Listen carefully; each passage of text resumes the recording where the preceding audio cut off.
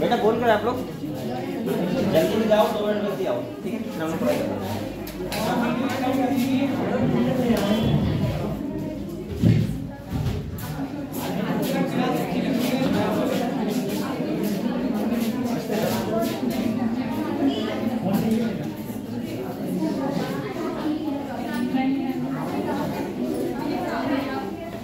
हम लोगों ने जो स्टार्ट किया था वो क्या किया था, इवोल्यूशन ना, तो एक बार उसको रिवाइज करो और फिर हम लोग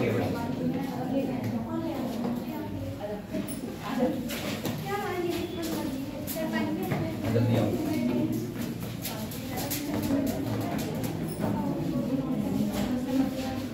जितना मैंने कल पढ़ाया है उसको आप लोग रिवाइज कर लो तब, ठीक है?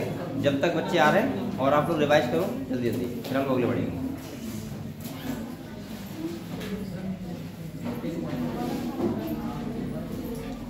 नहीं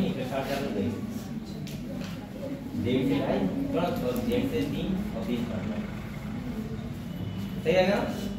तो आपको ये एप्लीकेशन लिख दो आज। कोई इसका राइटिंग बढ़िया हो हिंदी का, इसका बढ़िया है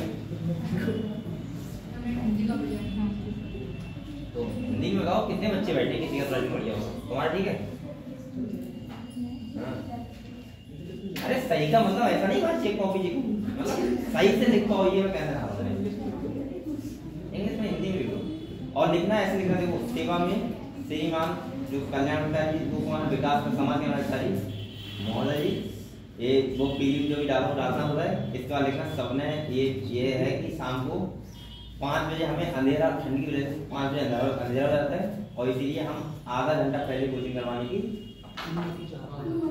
हाँ आपसे आज्ञा करते हैं और कृपया करके 1:30 से 4:30 बजे तक का टाइम सुनिश्चित करें, आपके दिमाग के होगी और सही है। आपके जो भी है स्टूडेंट है, जो भी है आपके और शायद ना ऐसे लिखना आपके सभी कक्षा के अभ्यर्थी और उसके बाद सारे लोग साइन कर दो, ठीक है? उस एप्लीकेशन में लिखो, जिसमें कोई कौन लिख रहा है, देखो ये देखो, अरे कोई भी लिख दो, लिख दो, कौन लिख रहा है? चलो लिख दो, लिखो व्हाइट पेपर है, व्हाइट पेपर दे दो, ये कॉपी दे दो, इस पे लिख के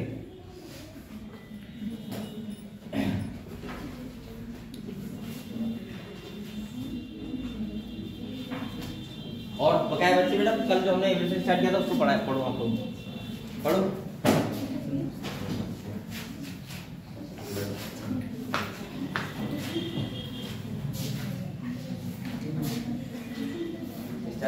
सेवा में ऐसे लिखो, पढ़ो कल जो पढ़ाया था।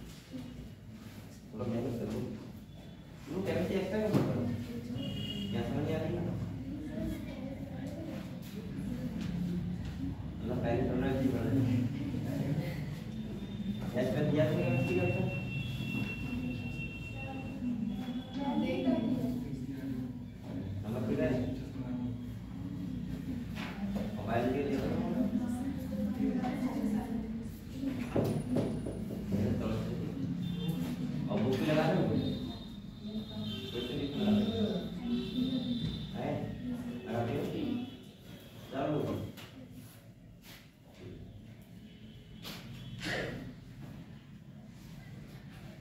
बेटा हम लोग पास ज़्यादा नहीं बचा है, पता है कितने मंथ बचे हैं आपके पास? 4 महीने जनवरी फरवरी मार्च और अप्रैल।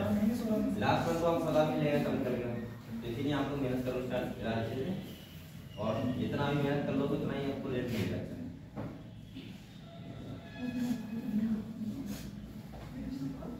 और तुम लोग मेहनत कर रहे हो?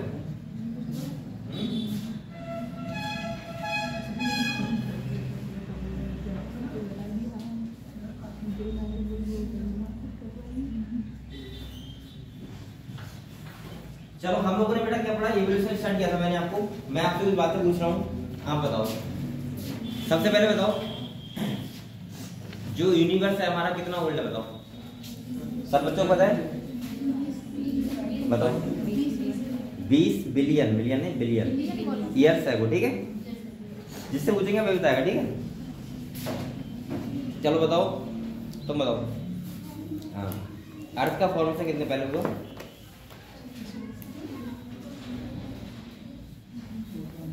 4.5 बिलियन ईयर्स है वो, ठीक है?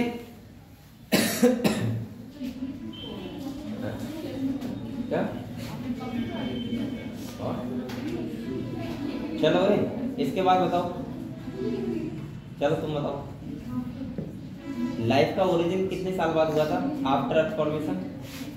धरती बनने के बाद कितने सालों बाद लाइफ का ओरिजिन हुआ? 4 बिलियन, यानी कि आफ्टर 500 मिलियन साल बाद, ठीक है? इसके बाद बताओ, चलो बैठो,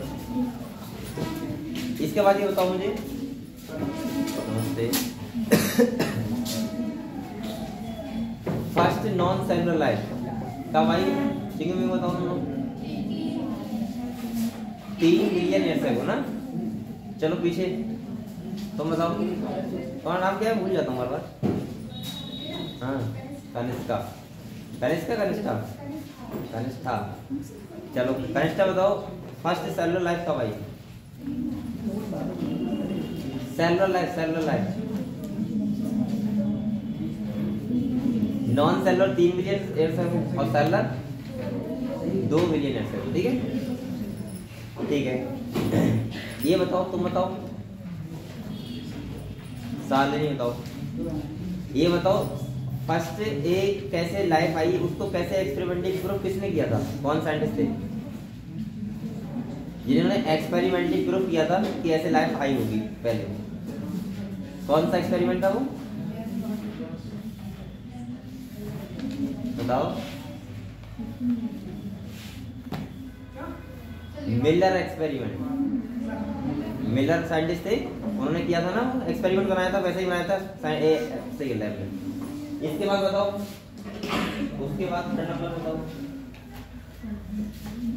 तुम्हारा भी नाम क्या है? भूल गया वैसे, कशिश, अब याद रहेगा।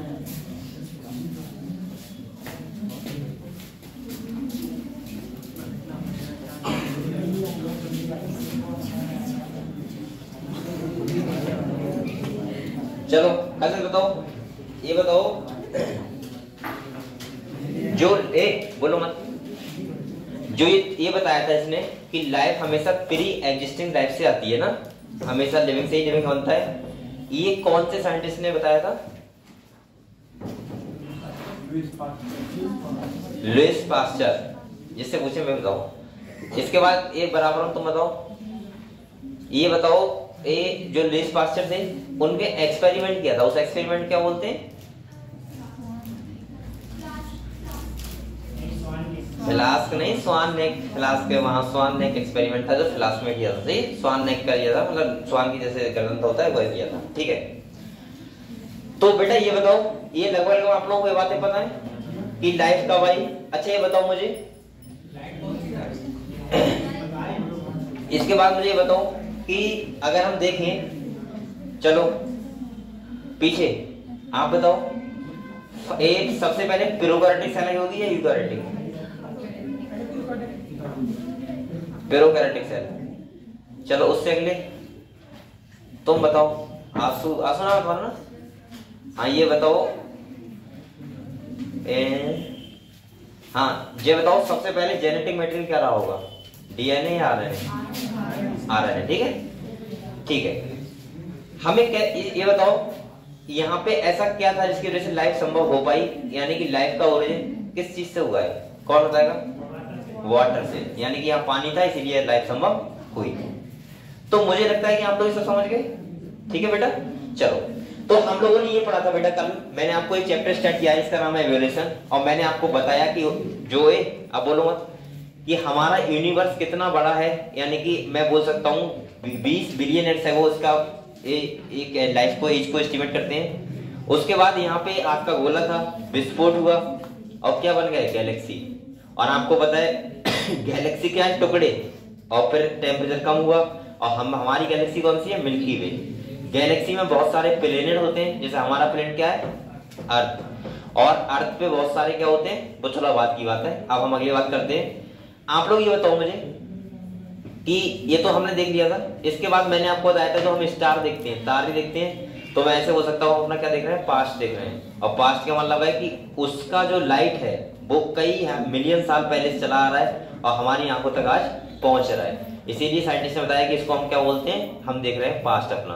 तभी तो कहते हैं कि वो देखो तारे दिखते हैं, और तारे दिखते हैं तो उसमें क्या होता है कि वो लाइट आ रही होती है बहुत सालों की।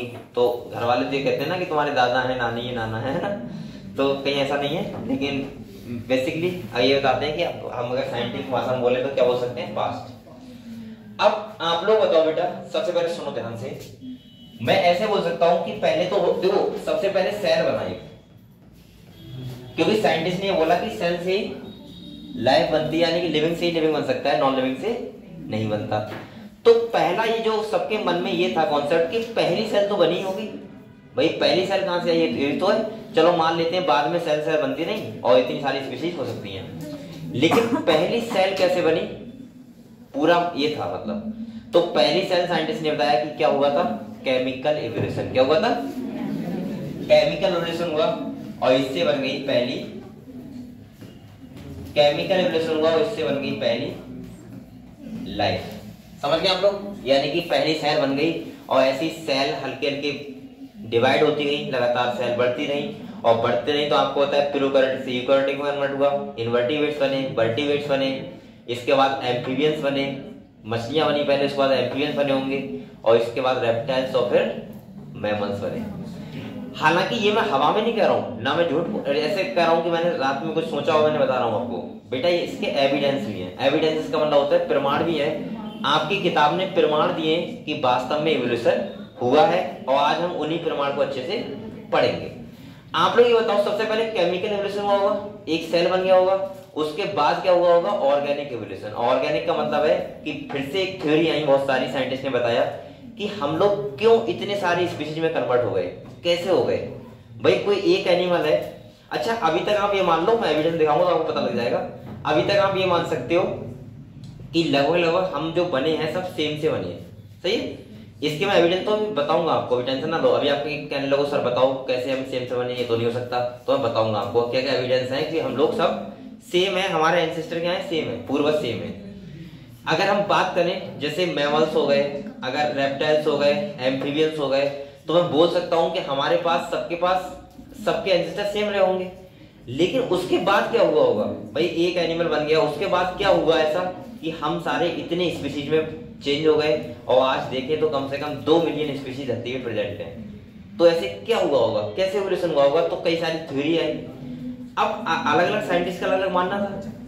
यहाँ 2 थ्योरी सबसे अच्छी मुझे लगती है, वो एक डार्विन है, एक कौन है, लेमार्क। देखो एक बात सुनो आप लोग बेटा, एक बात बताओ मुझे, अगर इनके अकॉर्डिंग हम देखें तो एवोल्यूशन कब होता है, एवोल्यूशन जब होता है जब कोई चेंजमेंट आता है, मतलब हमारे अकॉर्डिंग टू नेचर हम लोग क्या होते हैं, इवोल्यूशन करते हैं। भाई नेचर चेंज होता है तो हम लोग चेंज होते हैं। अब अलग अलग साइंटिस्ट का अलग अलग मानना था, क्या क्या मानना था वो समझते हैं, ठीक है, एक करके। एक साइंटिस्ट थे डार्विन, कौन थे बच्चों, आपने बहुत नाम सुना होगा ना डार्विन का, और एक थे लेमार्क। कौन थे, एक थे लेमार्क और एक थे डार्विन, और इन दोनों की थ्योरी क्या थी वो समझते हैं। हालांकि लेमार्क ने अपना विचार दिया था और डार्विन ने अपना विचार दिया था, लैमार्क की जो थ्योरी थी उसको बोलते हैं लैमार्किज्म, आपने 12th में पढ़ा होगा ना। और डार्विन की थ्योरी को बोलते हैं डार्विनिज्म। क्या बोलते हैं?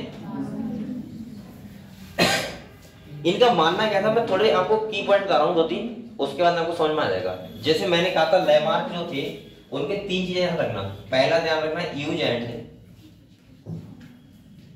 डिसयूज, हालांकि इनकी आगे ही बात हुई है, ठीक है, अभी हम लोग खाली समझ लेते हैं एक ही साथ। Disuse of organ.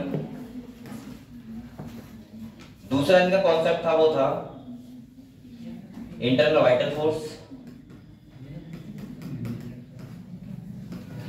और बेटा तीसरा क्या था? एक्वायर्ड कैरेक्टर ट्रांसफर होते, इन्होंने ये कहा। अगर आपको ये 3 बातें याद रहेंगी तभी आप लोग लैमार्क में और डार्विन में डिफरेंस क्रिएट कर पाओगे, वरना दोनों भूल जाओगे किसने क्या कहा था। ध्यान रखना, ये 3 खाली ध्यान रखना बस। यहां पे बेटा जो इन्होंने कहा था, इधर देखो,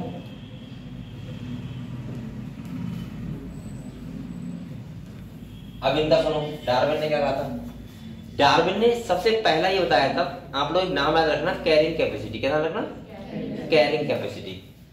ये क्या होता है ये आपको बताऊंगा मैं, ठीक है। कैरिंग कैपेसिटी, ये ध्यान रखना पहला।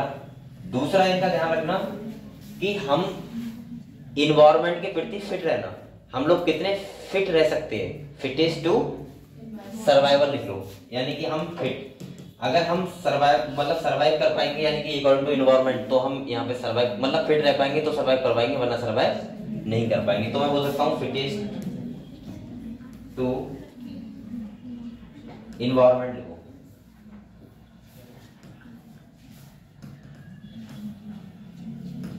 तीसरा इन्होंने बताया था कि रिप्रोडक्टिवली फिट होना चाहिए।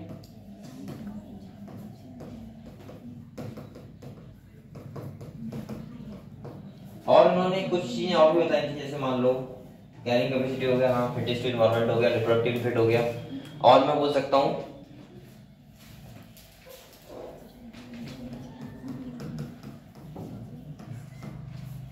और इन्होंने मतलब बताया था, मान के चलो नेचुरल सिलेक्शन। अब इन दोनों का तुम डिफरेंस समझो, क्योंकि डिफरेंस में है ना, आप लोग भूल जाओगे किसने क्या कहा था। देखो एक करके मैं दोनों को समझा रहा हूँ, पहले इनका समझा रहा हूँ फिर इनका। दोनों का मतलब अलग था। एक लाइन में अगर आप याद रखो तो ऐसे याद रख सकते हो कि लैमार्क का ये मानना था कि जिराफ को लेके इन्होंने जो ज्यादा थ्योरी दी थी वो जिराफ को लेके दी थी। ऐसा मानते हैं कि जिराफ की गर्दन पहले छोटी थी, लेकिन आज जिराफ की गर्दन क्या है? लंबी है। पहले सुन लो आप लोग ध्यान से, उसके बाद देखना, क्योंकि ये भूल जाते हैं ना बच्चे, दोनों डिफरेंस करना। लैमार्क का मानना ये था कि गर्दन लंबी की है, और डार्विन का मानना यह था कि लंबी गर्दन छोटी गर्दन वाले 2 टाइप के जिराफ थे। गर्दन लंबी नहीं की है, वो पहले से ही थी। और बाद में अकॉर्डिंग टू इन्वायरमेंट जो सरवाइव कर पाए वो रह पाए, और जो नहीं सरवाइव कर पाए वो खत्म हो गए। अब मैं दोनों को एक करके समझाता हूँ। देखो इनका मानना क्या था, डार्विन का, लैमार्क का, सॉरी, लैमार्क का पहला इन्होंने कॉन्सेप्ट बताया था use and disuse of organ. इनका मानना बेटा ये था कि अगर हम किसी ऑर्गन का यूज ज्यादा कर रहे हैं तो उसमें एवोल्यूशन होता है, और अगर हम किसी का ऑर्गन का यूज नहीं कर रहे हैं तो उसमें यानी कि वो क्या एवोल्यूशन नहीं होगा, वो खत्म हो जाएगा। इनको फेवर में कौन थ्योरी करती है? जैसे मान लो फेवर में करता है सांप के पैर। ऐसा मानते हैं कि पहले के टाइम में सांप के पैर होते थे, लेकिन आने वाले टाइम में आप नहीं होते हैं, क्योंकि सांप ने पैरों का यूज नहीं किया। और नहीं करने का मतलब क्या है? क्योंकि वो रिंग के चलते हैं, और रिंग के चलते हैं इसका मतलब ये है कि हल्के करके सांप के पैर क्या हो गए? खत्म, फेवर में है। दूसरा एक फेवर में और ऐसे हमारे पास निक्लेटिंग मेम्ब्रेन होती थी पहले। हम रहते हैं यहाँ पे टेरेस पे, तो इसका मतलब ये है कि यहाँ पे हमें जरूरत इसकी नहीं है, और नहीं है तो इसका मतलब क्या हुआ? ये हल्के हल्के खत्म हो गई और उसका कोई भी यूज नहीं है। ऐसे हम लोग पहले घास बहुत खाते थे ना, मतलब पहले पत्ते घास खाते थे, तो हमारे पास वर्मीफॉर्म अपेंडिक्स था, और हमने जब खाना छोड़ दिया, पका के खाने लगे, तो इसके बाद वो क्या हो गया? उसका कोई काम नहीं बचा। ये सब इसको फेवर करते हैं, किसको? Use and disuse of organ, यानी कि लैमार्क की थ्योरी को। दूसरा इन्होंने ये कहा था जिराफ को लेके कि जिराफ की जरूरत थी ऊपर पत्ते खाने की, क्योंकि नीचे पत्ते नहीं रहते, तो इन्होंने गर्दन ऊंचे करना स्टार्ट कर दिया। और जब हल्के हल्के करते गए तो एक टाइम ऐसा आया कि जिराफ की गर्दन अपने आप से लंबी हो गई। तो इनके फेवर में तो है, लेकिन कुछ इनके क्रिटिसिज्म भी है, जैसे इनको फेवर नहीं कर रहे हैं। जैसे मैंने कल आपको बताया था, चाइना की जो बच्चे होते हैं छोटे छोटे लड़कियां, उनको ऐसा मानते हैं इनके छोटे पैर होंगे। छोटे पैर का मतलब पंजा छोटा होगा, तो उनको क्या भाषा में बोलते हैं, ब्यूटीफुल बोलते हैं। अरे भाई ब्यूटीफुल स्मार्ट जो भी बोलते हैं वो मानते हैं। तो वो लोग क्या करते हैं कि उनको छोटे बच्चे होते हैं उनको लोहे के शूज पहनाते हैं, जिससे बच्चे के पैर ज्यादा बड़े ना हो। लेकिन कभी ऐसा नहीं होता कि जो नया बच्चा पैदा हो रहा है वो छोटे पैर हो, उसके बड़े ही पैर होंगे, मतलब जैसे होंगे वैसे ही होंगे, ऐसा कोई चेंजमेंट नहीं आया जो इसको नकारता है। तो कहीं ना कहीं इससे हमें पता लगा, ये जैसे हम लोग मान सकते हैं इनका ये बात ठीक भी है। वैसे कायदे में अगर हम देखें तो हमारे 2 हाथ होते हैं, हम जिसको ज्यादा एक्टिव रख, भाई जन्म लिया था तो ऐसा तो नहीं था कि ना कि भगवान ने कहा था नहीं तुम इस वाले हाथ से लिखना, इसमें ज्यादा करंट है इसमें कम है, ऐसा तो नहीं कहा था ना। हमारे घर वालों ने जिस हाथ में पेंसिल पहली बार पकड़ा दी, हमने उसी हाथ से पकड़ना स्टार्ट कर दिया। अब अगर सोचो अगर यहाँ लेफ्टी कोई नहीं होता, मान के चलो, तो हम लोग एक बार को ये भी मान लेते कि नहीं सर कुछ तो फंडा है, क्योंकि सब सीधे हाथ से कर लिखते हैं, लेकिन यहाँ लेफ्टी भी लोग होते हैं। तो इसका मतलब इससे तुम समझ सकते हो कि कहीं ना कहीं मैं बोल सकता हूँ कि जिस चीज से हमने स्टार्टिंग से काम करना स्टार्ट कर दिया वही हाथ हमारा ज्यादा एक्टिव हो गया। और आज हम लोग मान सकते हैं कि 70% काम एक ही हाथ से करते हैं। अगर दो हाथों की जहां जरूरत है वो 2 हाथ लगाएंगे, लेकिन जहां एक हाथ की जरूरत होगी तो तुम ये वाला लगाओगे, ये वाला नहीं लगाओगे, लगोगे। सही है, ये आप लोग समझदार हो, समझते भी होगे। जैसे मैं आपसे कहूँ कि जैसे यही मार्क खड़ा है मैं फेंकूं और आप लोगों से एक हाथ से कैच करना है, तो हमेशा चूज कौन सा करोगे, सीधा हाथ, क्योंकि तुम्हें पता है इस हाथ पे विश्वास है ना। अब आप लोग लिखते हो, हाँ ठीक है, इस हाथ से लिखते हो, तो कहीं ना कहीं क्या तुम इस हाथ से भी ट्राई किया है? नहीं किया होगा। और अगर चाहोगे तो लिखना सीख जाओगे, अगर सोचो तो कर सकते हो ट्राई, लेकिन करना मत, बहुत टाइम हो गया, ठीक है, इसी हाथ से सही है।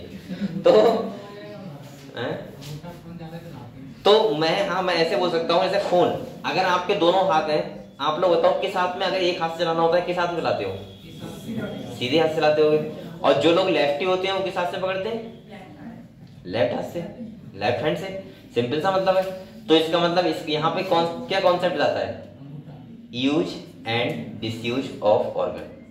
सही, तुम्हारे एग्जाम्पल में समझ रहा हूँ, समझ गए? यहाँ पे अपना एग्जाम्पल में बता रहा हूँ, ध्यान रखो, ठीक है, तुम कहाँ यूज करते हो। देखो सेकंड आता है इंटरनल वाइटल फोर्स। क्या आता है? Internal vital force. बेटा डार्विन ने वो लैमार्क ने ये कहा था कि इंटरनल वाइटल फोर्स का मतलब होता है अंदर से कुछ करने का जुनून, उसे बोलते हैं इंटरनल वाइटल फोर्स, जो दिखता नहीं है लेकिन एक अंदर से एक एनर्जी लगाता है, जो हमारी एक्स्ट्रा एनर्जी होती है।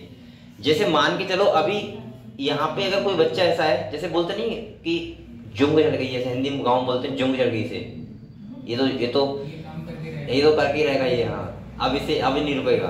तो पता है क्या होता है? एक्स्ट्रा एनर्जी हमारे अंदर आती है। जैसे मैंने कल एक एग्जाम्पल बताया था आपको, जिस दिन आपने 100% दिल से सोच लिया कि मुझे डॉक्टर बनना है, मैं गारंटी से कह रहा हूं यहाँ जितने बच्चे बैठे हैं एक एक स्टूडेंट बन सकता है, क्योंकि ऐसे हजारों एग्जाम्पल हैं जो यहीं के लोगों ने, भारत के लोगों ने नामुमकिन को मुमकिन किया है। जैसे आपने वो सुना है दशरथ मांझी, मूवी देखी होगी ना, उन्होंने खाली उनकी पत्नी का मृत्यु हो गया था, इस वजह से उन्हें पहाड़ पार करके जाना था, अस्पताल दूर था, अकेले। अब तो अगर देखा जाए तो जेसीबी नहीं खुद पाएगा उतना, जितना उन्होंने अकेले हथौड़ी उससे रास्ता बना दिया, पूरा पहाड़ काट के, 6 हथौड़ी से पहाड़ काट के रास्ता बना दिया। सोचो, मतलब हम सोच भी नहीं सकते ये बात। तो इसका मतलब क्या हुआ? उनके अंदर एक क्या था? इंटरनल वाइटल फोर्स, अंदर से एक ताकत लग रही थी कि मुझे ऐसा करना ही करना है, करना ही करना है। अब तुम कहाँ वो ताकत लगाते हो तुम्हें पता होगा, लेकिन मैं जो बता रहा हूँ अगर सही डायरेक्शन में लगाओगे, अगर तुम सोचोगे कि मुझे डॉक्टर बनना है, तो बेटा मैं साफ साफ कह रहा हूँ यहाँ कोई बच्चा ऐसा नहीं है जो डॉक्टर, लेकिन वो सही तरीके से सोचने का मतलब है। ऐसा नहीं कि आपने खाली मैंने अभी कह दिया तो मन में सोच लिया हाँ बनना तो है, तो जैसे ही मैं गया तो अपने जुनून में आ गए, फिर वही वाले हटो सर गए, अब तो मैं कुछ भी कर सकता हूँ। तो कहीं ना कहीं इंटरनल वाइटल फोर्स का मतलब होता है अंदर से जो होता है रियलिटी में, फिर वो बाहर निकल के आता है, ठीक है। ऐसे मैंने कहा था, जैसे आपको एग्जाम्पल बताया था, जैसे आप सपोज मानो अभी मैं आपसे कहूँ कि यहाँ से छत पे जाना है आपको और 20 सीढ़ी आपको चढ़ना है, 20 बार चढ़ना है, आप लोग लेवल मना कर दो कि सर क्या फालतू में, या थक जाओगे आप लोग, हकीकत बात थक जाओगे। 20 बार कह दूं, 30 बार कह दूं, 10 बार के बाद आप थक जाओगे, आप कहोगे सर अब नहीं हो पाएगा हमसे। लेकिन जब हम कहीं जाते हैं, जैसे मान लिया पूर्णागिरि जाते हैं, वहां 20 नहीं ऐसी 50 गुना सीढ़ी होती है और हम लोग बड़े आराम चढ़ जाते हैं, क्योंकि हमारे अंदर वहां कौन सी ताकत लग रही होती है, इंटरनल वाइटल फोर्स। तो इनका मानना ऐसा ही था कि जो जिराफ थे उनने क्या लगाया होगा, एक अंदर से एक ताकत आई होगी कि मुझे ऐसा करना है करना है करना है, हल्के करके जिराफ की गर्दन लंबी हो गई। समझ गए, 2 समझ गए। तीसरा इन्होंने जो बताया था वो कभी बेवकूफी वाला था, एक्वायर्ड कैरेक्टर ट्रांसफर होते हैं। बेटा ये बिल्कुल बेकार था, ये समझ नहीं पाए थे उस टाइम, फिलो बोल गए जी जल्दीबाजी में। लेकिन एक्वायर्ड कैरेक्टर कभी भी ट्रांसफर नहीं होते हैं। मैं ऐसे बोल सकता हूं बेटा, एक्वायर्ड कैरेक्टर का मतलब ये हुआ कि अगर किसी के फादर मान लीजिए क्रिकेटर है तो जरूर थोड़ा उसका उनका बच्चा क्रिकेटर बनेगा, वो तो वो इस इन्वायरमेंट में, उस इन्वायरमेंट में रहेगा तो हो सकता है उसका ज्यादा जो अट्रैक्शन हो वो क्रिकेट के प्रति हो, क्योंकि उसने बचपन से यही देखा है कि मेरे फादर किस टाइम उठ रहे हैं, किस टाइम एक्सरसाइज करने जा रहे हैं, किस टाइम प्रैक्टिस कर रहे हैं क्रिकेट की। तो स्टार्टिंग में देखा है उसने, बल्ले अपने घर पे देखे, बॉल देखी, इस वजह से हो सकता है कि उसका इंटरेस्ट ज्यादा हो और वो बाद में क्रिकेट बन भी जाए। लेकिन कभी भी ऐसा नहीं होगा कि उसके फादर वो जन्मजात लेके पैदा हुआ था। हमेशा ध्यान रखना, हमेशा देखो हमारे पास 2 टाइप की सेल होती है, एक होती है जर्म सेल और एक होती है सोमेटिक सेल। तो जो कैरेक्टर ट्रांसफर होता है वो किसका होता है, जर्म सेल का। किसका होता है, यानी कि गैमेट में अगर कोई चेंजमेंट आ रहा है तो बच्चे में जाएगा, सोमेटिक सेल का कोई भी कैरेक्टर ट्रांसफर नहीं होता है। अगर किसी के फादर जो भी हैं तो बच्चा वो बने बिल्कुल जरूरी नहीं है। किसी के फादर का टीचर है तो हो सकता है बच्चा उसका जोहानी बन जाए, वो कोई जरूरी नहीं है, ठीक है। वो उसका इन्वायरमेंट बताएगा वो कैसा है। दूसरा, अगर मैं बोल सकता हूं, इन्होंने ये कहा था कि एक्वायर्ड कैरेक्टर का मतलब कि जिराफ गर्दन लंबी जब कर ली तो उसके बाद फिर लंबी गर्दन वाले कैरेक्टर जिराफ में आ गए और वो जनरेशन टू जनरेशन चलने लगे। तो मैं ऐसे बोल सकता हूं कि बेटा ऐसे थ्योरी दिया, थ्योरी ऑफ जर्म प्लान बोलते हैं इसको, थ्योरी ऑफ जर्म प्लान। एक साइंटिस्ट थे, इसको डिस्प्रूव करने के लिए एक साइंटिस्ट थे बीजमैन। कौन से, बीजमैन थे। उन्होंने चूहा लिया और चूहा की 22 जनरेशन तक पूंछ काटी, लेकिन कभी भी जो छोटी पूंछ होती है वैसा चूहा पैदा नहीं हुआ। इसीलिए उन्होंने बताया था, उन्होंने एक थ्योरी दी थी जिसे बोलते हैं थ्योरी ऑफ जर्म प्लान। उन्होंने कहा था कि ऐसा कभी नहीं होगा। अब आते हैं इस पे, इनका समझ गया क्या मानना था, क्लियर हुआ बेटा। अब आते हैं इस पे, ऐसा ही इसको डिस्प्रूव करता है। जैसे मैंने आपको बताया था कि जो इंडियन फीमेल्स होती हैं वो ये करवाती हैं, और कभी तुमने देखा कि कोई बच्चे या लड़की पैदा हुई हो तो उससे पहले से एक क्या हुआ है, नहीं ना, क्योंकि एक्वायर्ड कैरेक्टर ट्रांसफर नहीं होते हैं। अब आते हैं इनकी थ्योरी पे। डार्विन का मानना क्या था, सुनो। डार्क बन सकता है, इन्वायरमेंट के ऊपर बन सकता है, लेकिन इन्वायरमेंट उसका वही रहेगा। लेकिन ऐसा नहीं कह सकते कि पापा सीख के आए हो पहले से पेट से। हाँ वही बात सही है।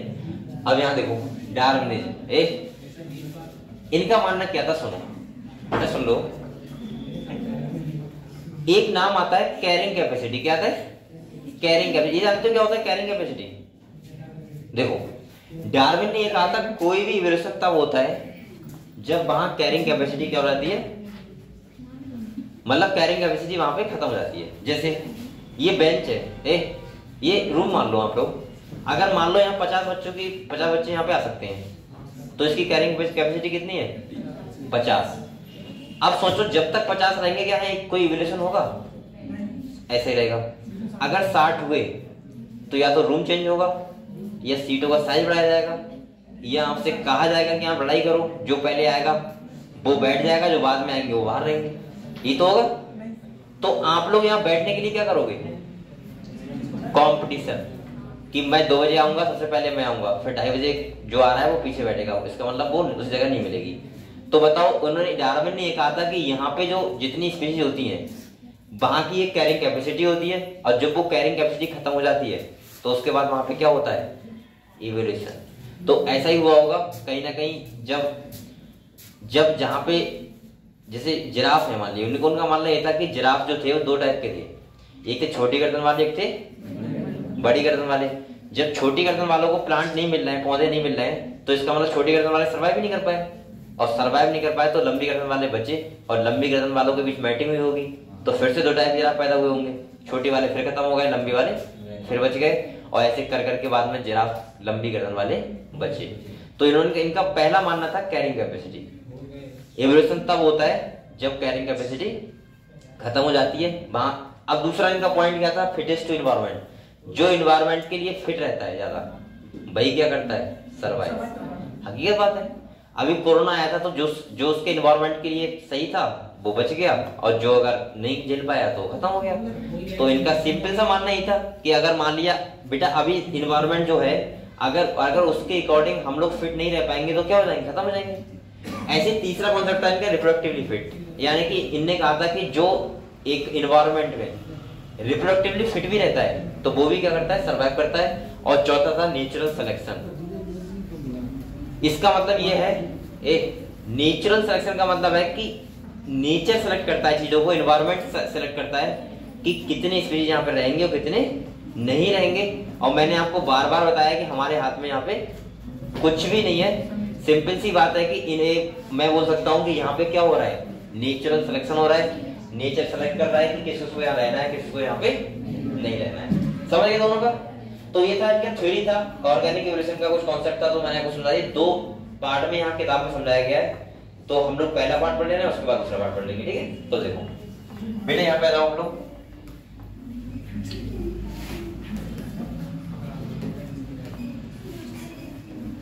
जूडो,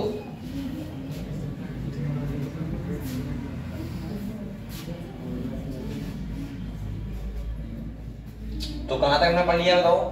अच्छा ये पढ़ेंगे ना, evolution of life form a theory. क्या थ्योरी है वो समझते हैं, ठीक है? अच्छा आप लोग समझते हो थ्योरी का मतलब क्या होता है? थ्योरी का मतलब होता है कहानी जो लोग बताते हैं कैसा हुआ होगा। जरूरी नहीं थ्योरी ठीक हो, ठीक है? थ्योरी का मतलब होता है अपने विचारों को रखना, सही है? बस वो होता है थ्योरी। अब देखो कह रहा है बेटा कन्वेंशनल रिलीजियस लिटरेचर, बेटा बोलो मत कोई भी। Correct tells us about the theory of special creation. अब सोचो ये कह रहे हैं कि कुछ ऐसे भी साइंटिस्ट थे जिन्होंने ये बताया था कि स्पेशल क्रिएशन यहाँ पे हुआ है। स्पेशल क्रिएशन समझते हो? अपने आप से सब कुछ बन गया, यहाँ पे कोई इवोल्यूशन नहीं हुआ है, ऐसा लोगों का मानना था। और ऐसा पहले नहीं था। अभी भी 20% बेवकूफ ऐसे होंगे जो यही मानेंगे कि नहीं इवोल्यूशन नहीं हुआ है, ऐसा कुछ नहीं हुआ है, हम है वो है, सही है? आते हैं नहीं है उन्हें, क्योंकि बायोलॉजी का भी नहीं आता है तो उन्हें कैसे समझा पाओगे तुम कि इवोल्यूशन यहाँ पे हुआ है? वो मानने को तैयार नहीं होंगे। मैं आपसे कह रहा हूँ आजकल ऐसे लोग हैं बेटा, आपको ऐसे मैनेज कर देंगे। एक बार मैं आपको बताऊं एक कहानी बता रहा हूँ छोटी सी। मैं एक शादी में जा रहा था और एक थे, कोई बताऊंगा नहीं कौन थे, उन्होंने खाली गाड़ी चली 4 व्हीलर और बारात में पहुंचने तक मुझे इतना मैनेज कर दिया था कि मैं ये मान रहा था कि यार बिल्कुल ही ठीक कर रहे हैं, कोई बात को लेकर सही। मतलब एक होते हैं, मैं मतलब कहते विश्वास रखना मैंने बंद कर दिया। मैंने कहा कल से पूजा नहीं करूंगा, अभी मैं घर पे जाकर समझाऊंगा सबको ये सब कुछ नहीं है। और फिर मुझे आया, जब मैं उधर से आया तो मैंने हकीकत में आओ भाई, हल्के हल्के में आओ, कल को घटना घटे घर वाले मारते मारते घर से निकाल देंगे। तो मैंने फिर बोला कुछ नहीं, लेकिन बेटा और उनके पास इतने सारे पता है प्रूफ थे, तुम लोग एक ही नहीं मानोगे, तुम कहोगे यार सही कह रहे हैं बिल्कुल। और ऐसे जाने कितने लोग हैं जो बेटा उन्हें पता है क्या बोलते हैं, नास्तिक। वो नास्तिक बनाना चाह रहे थे मुझे। और मैं फिलहाल मैं इतना तो अब भी हूं कि नास्तिक नहीं हूं और ना ही आस्तिक हूं। मैं वास्तविक हूं। वास्तविक मतलब जो चीज मानता हूं, जो जानता हूं उसे मैं मतलब लगभग मानता हूं, और जो नहीं जानता हूं तो उसे नहीं मानता हूं। मेरे पास कोई प्रूफ नहीं 100% की कोई है या गॉड है या नहीं है, तो मैं कभी मैंने वैसे नहीं किया कि नहीं है, क्योंकि मेरे पास कोई प्रूफ ही नहीं है ऐसा। और नहीं है उसका भी मेरे पास कोई प्रूफ नहीं है। तो ये बोला करो कि मैं जानता नहीं, खाली मानता हूं बस। हो भी सकता है और नहीं भी सकता है। अब घर में जाओ तो मान लिया करो हाँ है 100%, तो हवन में बैठा करो, अगले बैठा करो, बिल्कुल सबसे अगले तुम्हें मिलना चाहिए। धागा बांधना है सबसे पहले हाथ दो, हाँ धागा बांधना है बांधो, क्योंकि भाई घर वाले उसमें विश्वास रख रहे हैं, अच्छी बात है, हमें भी रखना चाहिए, क्या दिक्कत हो रही। लेकिन यहाँ बायोलॉजी की अकॉर्डिंग पढ़ाना है तो फिर क्या कर सकते हैं। अब ये यहाँ तो मैं नहीं कहूंगा ना कि ब्रह्मा जी थे, होंगे रहे होंगे, क्या दिक्कत है उसमें। हाँ वो तो घर वाले डांटते हैं, अपने तरीके से डांटते हैं वो, जब वो डांटते हैं। अगर तुमने कुछ कह दिया, जैसे ये तो बहुत बड़ी बात है कि तुमने भोले बाबा के बारे में कुछ कह दिया, जैसे मान लो तुमने भोले बाबा के बारे में कुछ कह दिया, कहाँ भोले बाबा, कैसे भोले बाबा, अच्छा अब तो रुक जाना। तो होता है ना, चलो कोई बात नहीं, ध्यान रखना। तो हमें किसी की आस्था की वजह से बताना चाहिए, हर आदमी अपने आप में ठीक है। और मुझे लगता है ये चीजें वैसे ही काम करती हैं जैसे जब आप अकेले होते हो, आपको जीने का कोई सहारा नहीं होता है, तो अगर एक आदमी तुमसे आके ये कह दे खाली कि तू भूल जा टेंशन, मैं हूं तेरे साथ, वो चाहे भले कुछ ना करे, लेकिन वो बोल दे खाली ऐसे टाइम पे जहाँ तुम अकेले पड़े हो, तुम्हें कुछ नहीं दिख रहा है सामने, तुम्हें लग रहा है मेरे साथ कोई नहीं दुनिया में, और वहां पे एक आदमी ऐसा हो खाली वो ये कह दे कि मैं हूं तेरे साथ, तू टेंशन ना ले, डर मत, तो मैं गारंटी कर रहा हूँ आपको जीने का सहारा मिल जाएगा। और वही सहारा कौन देता है? गॉड। बस जिन्हें कितने लोग ऐसे इसी सारे जी रहे बेचारे। हाँ सही कह रहे हो, गॉड ने बना दिया है। तो देखो तो कह रहे हैं दिस थ्योरी हैज थ्री, ए बेटा यहाँ देखो, एक करेक्ट एक कॉर्नोटेशंस, कह रहा है वन, अब देखो इसमें कैसे कहानी सुन बताता हूँ। कह रहा है one that all living organism species of type that we see today were created as such. पहला इनका मानना यह था कि जैसे हम लोग आज देख रहे हैं जितने स्पीशीज, ये सब पहले से ही हैं और ये सारे के सारे ऐसे ही बने होंगे। क्या ये संभव है? बताओ तुम एक को बता दो कि ऐसा हो सकता है। कैसे हो सकता है? हमें पता है डायनासोर पहले रहे थे, आज नहीं है जो। अब तुम ऐसे लोगों को बताओ कि डायनासोर थे, वो जानते हैं डायनासोर क्या होता है, और वो रह चुके हैं, हमसे ज्यादा तो वो सर्वाइव कर चुके हैं, और उस टाइम पे ह्यूमन नहीं थे, सोचो। तो इसका मानना ये है कि एक ये बात फिर गलत बैठती है बिल्कुल। दूसरा सुनो, correct two that the diversity was always the same since creation and will be the same in future also. और ये कहना चाह रहा है दूसरा, ऐसा लोग ऐसे मानते हैं कि पहले भी हम लोग ऐसे ही थे और फ्यूचर में भी ऐसे ही होंगे। लेकिन हमारे पास प्रूफ है भाई, एविडेंस अभी आपको दिखाऊंगा कि अगर आज से फिर आदि मानव कैसे थे, वो ऐसे क्यों नहीं थे, तो कहीं ना कहीं ये बिल्कुल बात कर रहा है। तीसरा देखो, तीसरा कह रहा है बेटा कह रहा है theory that earth is about 4000 years old. All these ideas were strongly challenged during the 19th century. इन्होंने कहा कि धरती है वो कब कितनी पुरानी है? 4000 साल पहले। और अगर हम देखें बेटा तो 4-5 हजार पहले का तो हमारे पास इतिहास है, 5-6 हजार साल पहले का तो इतिहास है। मतलब अभी हम चीजों को पता है कि इस कभी साफ साफ पता है, स्वप्न नहीं हुआ था ऐसा 5-6 हजार साल पहले तक तो सोचो फिर एक बात कहां सच बैठेगी कि धरती 4 साल पुरानी है। धरती 4 यानी कि बोल सकता हूँ 4 बिलियन ईयर्स एगो, मतलब 4000 मिलियन साल पुरानी है। 4000 नहीं, मिलियन साल पुरानी है। तो इन बातों में क्या करोगे बताओ? और लेकिन फिर भी बहुत दिनों तक ऐसा हम लोगों ने माना था। अब जो क्या कह रहा है all these idea were strongly challenge, देखो लिखा है 19th century, based on observation made during a sea voyage in a sail ship called HMS Beagle. अब ये कहानी चल रही है, अब सुनो ध्यान से। ये कहानी स्टार्ट होती है डार्विन से। किससे होती है? डार्विन से होती है। सोचो डार्विन इतने छोटे थे, लगभग मुझे लग रहा है उस टाइम इनकी एज रही होगी 19 साल। कितनी रही होगी? 19 साल। आप लोग कितने साल के यहाँ पे सब बच्चे बैठे हो? लगभग 19 साल से प्लस ही होंगे सब लोग। नहीं हाँ होंगे, मुझे पता है 18 साल के भी होंगे, लेकिन लगभग अच्छा ये बताओ, चलो 17 साल से कम वाले कितने? 18 साल के समथिंग कौन है? 18 साल से कम वाले कितने? 19 साल से कम वाले कितने? तो वे सब 20 वाले हैं, फिर क्या किया जाए? चलो मान लेते हैं 19, चलो 19 के हो तुम सब लोग, ठीक है? सुन लो पहले, अगर तुमसे ये कहा जाए, बेटा सुन लो, अगर तुमसे ये कहा जाए कि तुम्हें एक बीगल जा रहा है और पूरी देश की यात्रा करेगा और तुम्हें अकेले जाना है, तुम्हारे मन में कोई आइडिया आएगा जाने का? तुम अकेले लखनऊ तक तो पहुंच नहीं पाओगे, रास्ते में टीटी पकड़ लेगा और अब कटवा लोगे जेब। अरे सुनो सुनो, अब कटवा लोगे जेब, निकल जाएगा पर्स तुम्हारा और उधर से भीख मांगते हुए आओगे। मैं आगे बता रहा हूँ कितने बच्चे ऐसे होंगे जो अकेले में बरेली नहीं गए होंगे, अकेले बिल्कुल अकेले बरेली नहीं गए होंगे यहाँ से, बिल्कुल अकेले। हाँ गए होंगे, मैं ये नहीं कह रहा हूँ गए होंगे, मैं ये कह रहा हूँ कितने बच्चे होंगे जो नहीं गए होंगे अकेले, या तो पापा के साथ गए होंगे, भैया के साथ गए होंगे, किसी के साथ गए होंगे। अरे हाँ तो सब फिर चल जाएगा, मैं नहीं कह रहा हूँ, लेकिन मेरी बात तो सुनो पहले। अब सुनो, डार्विन ने इतनी कम एज में, और सोचो एक बीगल पे जा रहा है, यानी कि एक जहाज से जा रहा है और समुद्री जहाज है जो पूरी दुनिया की यात्रा करेगा, और 19 साल की एज में सोचो उन्होंने क्या क्या सोचा होगा, और उन्होंने कितनी थ्योरी दे दी। डार्विन का नाम थल के दे रहे हो क्या? कितना स्टडी कर लिया 19-20-21 साल की एज में। तो वही बता रहा हूँ कि हमारे पास दिमाग की कमी नहीं, यहाँ पर लगाया करो खाली बस। अगले देखो, तो कह रहा है बेटा बोलो मत आप लोग, सी वाइज लिखा है, ये किसका शिप था जिसका नाम क्या था, HMS बीगल। बेटा ये भी याद रखना, इसका नाम क्या है, समुद्र का जहां ये गए थे, तो ये है सी वॉयज। कह रहा बेटा बोल कर आप लोग, एक ये राउंड का वर्ड यानी पूरी दुनिया घुमाने के चक्कर से गया था। और कह रहा है Charles Darwin concluded that existing living forms share similarity to varying degree not only among themselves but also with life form that existing millions of years ago। इन्होंने देखा और इन्होंने बताया कि लाइफ 4000 साल पुरानी नहीं है, लाइफ हजारों साल पुरानी है, हजारों मिलियन साल पुरानी है, आज की नहीं है। क्योंकि इन्होंने देखा कि सिमिलर चीजों में भी वेरिएशन है। ये समझ में आया आपको? जैसे मान लो एक डॉग है, डॉग की वैरायटी कम है क्या? कितनी सारी वैरायटी है। ये एक आइलैंड पे गए थे जहां हमने डार्विन फिंचेस देखा था। एक चिड़िया थी फिंचेस, जो सेम स्पीशीज चिड़िया और अलग अलग आइलैंड पे उसकी चोंच का साइज क्या था, अलग अलग। तो इन्हें पता लगा कि लाइफ इस 4000 साल पुरानी नहीं है, ये धरती या लाइफ ये हजारों मिलियन साल पुरानी है, जो आज हम लोग इतने ज्यादा इवॉल्व हो पाए हैं। अगले देखो, इन्होंने बताया बेटा many such life forms do not exist anymore.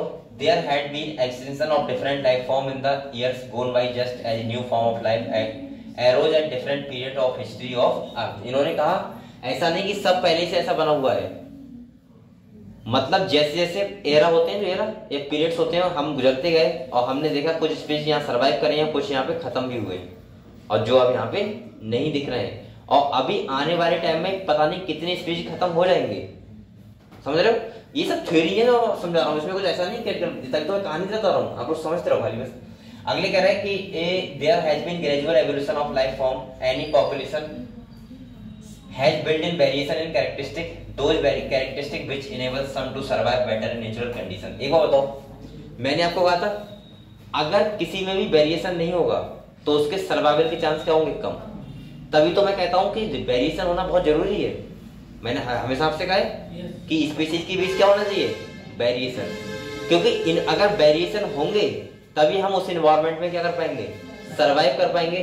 और अगर वेरिएशन नहीं होंगे तो हम सरवाइव, क्योंकि अभी कर पाओगे, हो सकता है 1000 साल बाद तुम्हारे अकॉर्डिंग एनवायरनमेंट ना रहे। तो बेटा आप लोग सोचो, अगर 5000 साल पहले हम जाएं और वहां के मानव को एकदम से उठा के इस जमाने में ले आए, वो सरवाइव के 1 घंटे में मर जाएगा। क्योंकि उस टाइम, अरे सुनो, क्योंकि उस टाइम पे पॉल्यूशन जीरो, उस टाइम पे रेडिएशन बिल्कुल जीरो, उस टाइम पे ना तो मोबाइल था ना तो टीवी था। वो देखेगा लाइट ऐसे करेगा, ये क्या है भाई। जैसे कि मैंने कल एक वीडियो देखा था, तो हम देखा वो रील्स में बहुत वीडियो बनाते हैं ना, तो एक ने एक वीडियो बनाई थी कि वो ऐसा था जैसे अभी के मौसम वो टाइम में था और वो जाना चाह रहा था 1940 के जमाने में, सही है। तो 1940 जमाने में वो पहुंच गया, मतलब वीडियो ना जिसमें दिखाया था कि पहले के दादा दादी ने क्या किया था। तो उसके बाबा बैठे थे बीड़ी पी रहे थे, अब वो नए जमाने का क्या था। तो वो बोला, अब उसके बाबा क्या कर रहे हैं, ये इतनी जमीन पड़ी है, बंडल के लिए पैसा नहीं, लाओ 10 बीघा बेच देता हूँ। बोला बंडल के लिए रुपया नहीं, 10 बीघा बेच देता हूँ। अब वो खड़े सुन रहा है, अब वो क्या कह रहा है अपने बाबा से, अरे बाबा यहाँ अभी हाईवे निकलेगा, तुम तो खत्म हो जाओगे, उसके बाद निकलेगा मेरे जमाने में, ये 10 बीघा बंडल चक्कर में बेचो, सही है। अब क्या हुआ, तो ये तो ये ना, उन्हें लग रहा है कि 10 बीघा बेच के बीड़ी पी लेंगे, मतलब। और अब अगर देखा जाए तो 10 बीघा बीड़ी का ऐसा ही था। तो चेंजमेंट सोचो कितनी तेज जाता है। और अब जब वो उसने कहा मैं इनको नहीं समझा पाऊंगा, सही है, तो वो वापस आ गया। उससे और बाद में क्या था, उस टाइम कुछ नहीं था, देखो बाद में क्या था, वो हाईवे था। तो समझ रहे हैं आप लोग मैं क्या कहना चाह रहा हूँ। अगर हम 5000 साल पहले आदमी को यहाँ ले आएंगे तो उसने ना तो लाइट देखी होगी ना इतना पॉल्यूशन, वो सर्वाइव 1 घंटे में खत्म हो जाएगा, साधन था, क्योंकि कुछ नहीं था उस टाइम पे। और उसका बॉडी ये नहीं झेल पाएगा। अब कितने पैथोजन है आप लोग समझ नहीं सकते, समझ रहे कितने बीमारी करने वाले एजेंट है। हम लोग सर्वाइव क्यों कर रहे हैं, क्योंकि हमें वेरिएशन आए हैं और आज हम उसके लिए ऐड कर पा रहे हैं, तो हम सर्वाइव कर रहे हैं, समझे। अगले देखो बेटा, तो ये कह रहा है नेचुरल कंडीशन से क्लाइमेट हो गया, फूड हो गया, फिजिकल फैक्टर हो गया, etc। बेटा बोलो मत। कह रहा है वुड आउटवीड others that are less endured to survive under such natural condition, another word used in fitness of the individual or population. आप लोग बताओ, मैंने आपको बताया कि हम लोगों में वेरिएशन है, तो इस वजह से हम लोग की लगातार क्या कर रहे हैं, सर्वाइव कर रहे हैं, और सर्वाइव कर रहे हैं तो देखा, सर्वाइव कर रहे हैं तो इसका मतलब ये है कि हम लोग यहाँ पे रह पा रहे हैं। तो बेटा यहाँ पे क्या,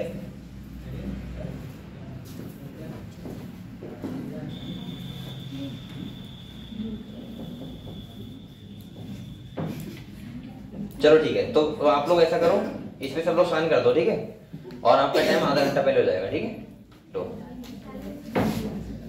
जहां लिखा है आपकी अभ्यर्थी वहां पे, ठीक है, एक करके सब लोग साइन कर दो, पीछे भी कर देना, जिससे टाइम पहले हो जाएगा आधा घंटा, ठीक है। वैसे ही मुझे लग रहा है रात हो जाती है ना, आप लोगों को प्रॉब्लम होती है, ठीक है, वो जितना करना चाहेंगे उतना हो जाएगा, ठीक है, आपको टेंशन ना लो। अब यहाँ देखो, एक बोलो मत आप लोग, बेटा बोलो मत। तो ये समझ गए आप लोग कि अकॉर्डिंग टू नेचर फिट रहना पड़ता है, तो उसके लिए सर्वाइव करने के लिए फिट रहना पड़ता है। अगले देखो क्या कह रहे हैं, फिट का मतलब ये नहीं है गधो, फिट का मतलब ये नहीं कि तुम सोचो बॉडी बना दो, फिट का मतलब है कि अकॉर्डिंग टू एनवायरनमेंट हम कितना उसके प्रति कर पा रहे हैं, सर्वाइव कर पा रहे हैं। अगले बेटा कह रहा था fitness according to Darwin refer ultimately and only to reproductive fitness. यहाँ मतलब है रिप्रोड्यूस कर पा रहे हैं, या फिर इससे मतलब नहीं कि तुम घंटे हो, बौने हो, लंबे हो या पतले हो, मोटे, कोई मतलब नहीं है। अगले कह रहे हैं hence those who are better fit in, बेटा बोलो मत, in an environment leave more progeny than others. कह रहा है अगर तुम जितना ज्यादा फिट रह पाओगे अकॉर्डिंग टू एनवायरनमेंट, तो उतनी ज्यादा प्रोजेनी पैदा करोगे, बच्चे पैदा करोगे।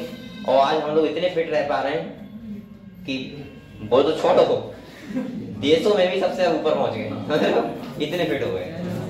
हाँ, अगले कह रहा है these therefore will survive more and hence are selected by nature, he called it, इन्होंने क्या बोला इसको, नेचुरल सिलेक्शन। क्या बोला बच्चों, ये अंडरलाइन करो। तो डार्विन ने बताया था नेचुरल सिलेक्शन के बारे में। नेचुरल सिलेक्शन का मतलब क्या हुआ, नेचर के अकॉर्डिंग अपने आप को फिट रखना, और उसके प्रति हम सर्वाइव कर पाते हैं, उसको बोलते हैं नेचुरल सिलेक्शन। समझ गए सब बच्चे। अगले देखो बेटा, बोलो मत आप लोग प्लीज। अगले कह रहे हैं ए मैकेनिज्म ऑफ इवोल्यूशन, इसी को बोलते हैं let us also remember that. एक साइंटिस्ट और क्या कर रहे हैं आप लोग, एक साइंटिस्ट और थे बेलिस, मैंने बताया था बेलिस का नाम लिया था। तो कह रहा है ask A naturalist who work in, इसको अंडरलाइन करना बेटा, ये पूछ लेगा नीट में वो कि बेलिस ने किस समुद्र में गए थे, तो और किससे वो गए थे, ये इंडियन में गए थे। तो ये कह रहा है मलाय archipelago had also come to similar conclusion around the same time. In due course of time, apparently new type of organism are recognizable. All the existing life forms share similarity and share common ancestor. However, these ancestors were present at different periods in the history of Earth.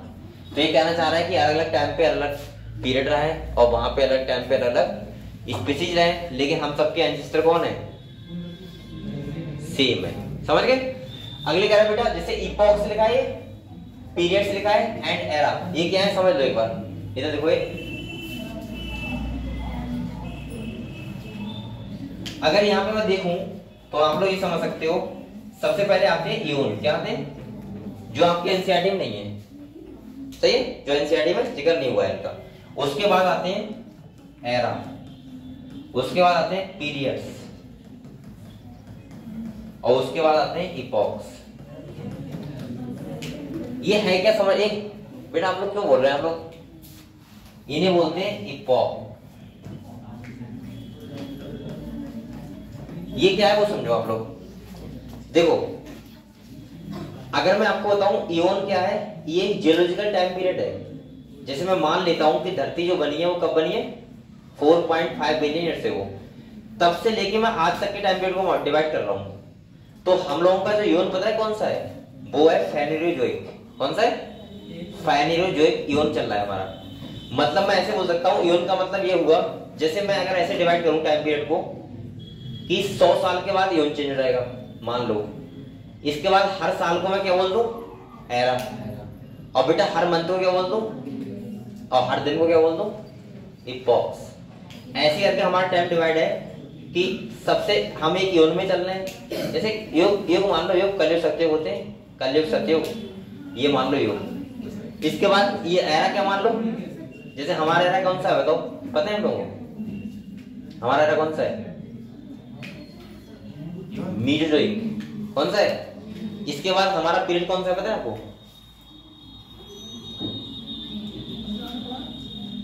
Quaternary. और हम लोग जो epochs में चलना है वो चलना है होलोसीन। मैं आपको समझाऊंगा ये सब चीजें कहानी। तो मैं ऐसे बोल सकता हूँ कि इयोन सबसे बड़ा क्या होता है? इयोन। अभी तक 4 इयोन चल रहे हैं, चौथे इयोन चल रहे हैं हम लोग, समझ गए? इसके बाद क्या आते हैं? एरा, उसके अंदर एरा होते हैं। इसके बाद क्या आते हैं? पीरियड्स, उसके अंदर पीरियड होते हैं। और सबसे बाद में क्या होते हैं? इपॉक्स। जैसे हमारा इपॉक्स चल रहा है अभी होलोसीन, जिसमें हम लोग मैन दिख रहे हैं। ऐसा नहीं यार, जैसे मान लो जैसे पीरियड्स की बात करूं, जैसे जुरासिक एक पीरियड ही तो है जिस टाइम पे डायनासोर थे और हम लोग नहीं थे। और आज क्वार्टरनरी पीरियड चल रहा है तो हम लोग हैं डायनासोर। समझ गए पीरियड क्या है? तो सबसे पहले क्या आता है? इयोन, फिर एरा, फिर पीरियड्स और इपॉक्स। ये आपको सीरीज में पूछ सकता है, नीट में ध्यान रखना, ठीक है? अगले क्या कह रहा है बेटा? कह रहा है geological history of earth and theology related with the biological history of earth are common. कह रहा है permissible conclusion is that earth is very old, not thousand of year a thought earlier but billions of year old. तो कह रहा है धरती कोई 4000 साल पुरानी नहीं है, धरती बिलियंस ऑफ साल पुरानी है। इसका मतलब यह है कि धरती बहुत पुरानी है। और इसने डिवाइड कैसे किया है टाइम पीरियड को? इयोन, एरा, पीरियड्स और इपॉक्स में। समझ गए? ठीक है। तो अब हम लोग बेटा ये देखो, अब यही करके आता है। जैसे सबसे पहले कह रहा है what are the evidences for evolution. हमारी किताब समझाएगी कि हमारे पास क्या एविडेंस है जो यहाँ पे एवोल्यूशन हुआ है। एविडेंस का मतलब है प्रमाण। अगर आप लोग कोई चीज कहते हो, तो उसके आपको क्या देने पड़ते हैं? एविडेंसेस। आपको प्रमाण देने पड़ेंगे कि ये बात ठीक है या फिर गलत है। तो सारे पढ़े करके पढ़े। तो देखो बेटा कह रहा है एविडेंस कौन कौन से हैं, कि अब आपको पता लगेगा कौन कौन से एविडेंस हैं जो धरती पे एवोल्यूशन हुआ है और आज इतनी स्पीशीज बने हैं। उसके क्या प्रमाण है कि हम सब हमारे एंसेस्टर सेम है, उसके प्रमाण तो होने चाहिए। तो क्या है देखेंगे क्या भाई? देखो पहला कह रहा है बेटा evidence that evolution of life form has Indeed taken place on earth has come from many quarters. सबसे पहले ये बता रहा है फॉसिल्स। क्या बता रहा है? फॉसिल्स। तो यहां देखो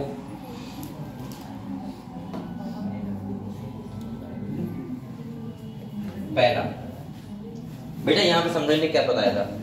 फॉसिल जानते हो क्या होते हैं? जीवाश्म। जीवाश्म मतलब होता है जो मिट्टी में दबे हुए मिलते हैं, उन्हें बोलते हैं जीवाश्म। अगर हमें पता लगा कि डायनासोर थे, ये डायनासोर ऐसे थे, तो उस टाइम पे ऐसा ना कि वीडियोग्राफी कर रहा था कि भाई डायनासोर ऐसे थे, तो उस टाइम पे तो कैमरा भी नहीं होंगे। लेकिन हमें कैसे पता लगा? फॉसिल्स की स्टडी करके, यानी कि जीवाश्म की। इससे हमें ये पता लगा बेटा, एक अगर मान लो मैंने जैसे धरती है, ये मैंने इतनी लेयर मान, इसकी इतनी लेयर मान ली, ठीक है, इतनी लेयर है। अब आप लोग बताओ, अगर मुझे कोई फॉसिल्स यहाँ मिलेगा तो मैं ये नहीं मान लूंगा सबसे पुराना है वो। अगर मुझे कोई यहाँ मिला तो उससे बाद में आया होगा, अगर यहाँ मिला तो उससे बाद में, और यहाँ मिला तो, मतलब मैं टाइम पीरियड भी अनुमान लगा लूंगा ये फॉसिल्स की स्टडी से। और मुझे ये भी पता है कितने सालों में कितना धरती का फॉर्मेशन होता है। तो मैं उसी हिसाब से देख लूंगा कि कोई फॉसिल्स कितनी गहराई में है। बेटा हमें जो पूरी हिस्ट्री है वो किस पे डिपेंड करती है? फॉसिल्स पे तो करती है। क्योंकि हमारे पास, जैसे अगर मैं कहता हूँ कि पहले हम बंदर थे, तो हम सुनना कि बंदर थे तो वीडियो बना रहा था, या किसी के पास फोटो है कि भाई देखो ये तुम्हारे फोटो में, देखो तुम बंदर थे। भाई हमने क्या देखा? फॉसिल्स देखे, हमने जीवाश्म देखे, और हमें पता लगा कि हम लोग ऐसे थे। बहुत सारे ऐसे जीवाश्म मिलते हैं जो पूरे शहर थे, और बाद में पता लगता है यहाँ पे शहर थे। समझ गए? तो फॉसिल्स की स्टडी क्या प्रमाण करती है कि यहाँ पे एवोल्यूशन हुआ है। कौन? फॉसिल्स की स्टडी। इसको पता क्या बोलते हैं? इसको बोलते हैं पैलियोबायोलॉजी। क्या बोलते हैं? तो अगले देखो बेटा, तो देखो क्या कह रहे हैं? कह रहे हैं fossils are remain of hard part of life form found in rock में मिलते हैं। और कह रहे हैं rock form sediment and the cross section of earth crust indicate the arrangement of sediment one over the other during the long history of earth. यानी कि धरती की हिस्ट्री को हमें फॉसिल्स ही बताते हैं। हालांकि हमारे पास कोई प्रूफ नहीं है, जब से कैमरा है उसके बाद तो प्रूफ हो सकते हैं, लेकिन उससे पहले कोई प्रूफ हमारे पास नहीं है। तो हमने जो भी देखा है वो कैसे देखा है, या तो हमने कोई कला बना गया, कलाकारी कर गया तो वो हमें मिल गया, या फिर हमने क्या पढ़ा, फॉसिल्स। तो मेन जो हिस्ट्री बताते हैं वो कौन बताते हैं, फॉसिल्स, जीवाश्म बताते हैं। ठीक है, आगे कह रहा बेटा, कह रहा different each rock sediment contain fossils of different life form who probably died during the formation of the particular sediment. Some of them appear similar to modern organisms. They represent extinct organisms जैसे dinosaur. Example के साथ दे रहा है, dinosaur का अगर fossils हमें ना मिलता और इसकी स्टडी अगर ना हो पाती तो हमें पता ही नहीं होता डायनासोर यहाँ थे। और हमें कैसा लगता वो मांसाहारी थे, शाकाहारी थे, कुछ नहीं पता ना। तो हम लोग क्या देखते हैं, उनका स्टडी करते हैं फॉसिल्स का, और पता लगता है कि ये चीज उस टाइम पे थी और ये चीज नहीं थी। तो इसका मतलब ये है कि इवोल्यूशन हुआ है। फिर अगर गॉड ने क्रिएशन किया होता तो डायनासोर अब भी जिंदा होते, और डायनासोर के हमें क्यों मिले फिर? तो ये ऐसे, ये पहला देखो। अगले कह रहा है बेटा, a study of fossils in different sedimentary layer indicate the geological period in which they existed। आप लोग बताओ, अगर मान लो सेडिमेंट जो धरती होती है उसकी लेयर होती है, उनके लेयर में कितनी गहराई पे वो है, क्या फॉसिल्स, उससे पता लगता है कि वो किस टाइम पीरियड पे सर्वाइव यहाँ पे किया होगा। समझ गए? अगले कह रहा है, the study show that the life form vary over time and certain life form are restricted to certain geological time span, hence new form of life have arised at different time in the history of earth. All this is called, क्या बोलते हैं बेटा इसको, पैलियोलॉजिकल evidence. तो पहला तो हो गया तुम्हारा ये, इसको बनाओ, यहाँ पे एक बना दो, जिससे आपको ध्यान रहे कि पहला एविडेंस क्या है, पैलियोलॉजिकल एविडेंस। इसको क्या बोलते हैं बेटा, स्टडी ऑफ फॉसिल्स, यानी कि जीवाश्म की स्टडी। समझ गए? तो पहला हमें क्या एविडेंस मिला, फॉसिल्स की स्टडी। समझ गए? ठीक है।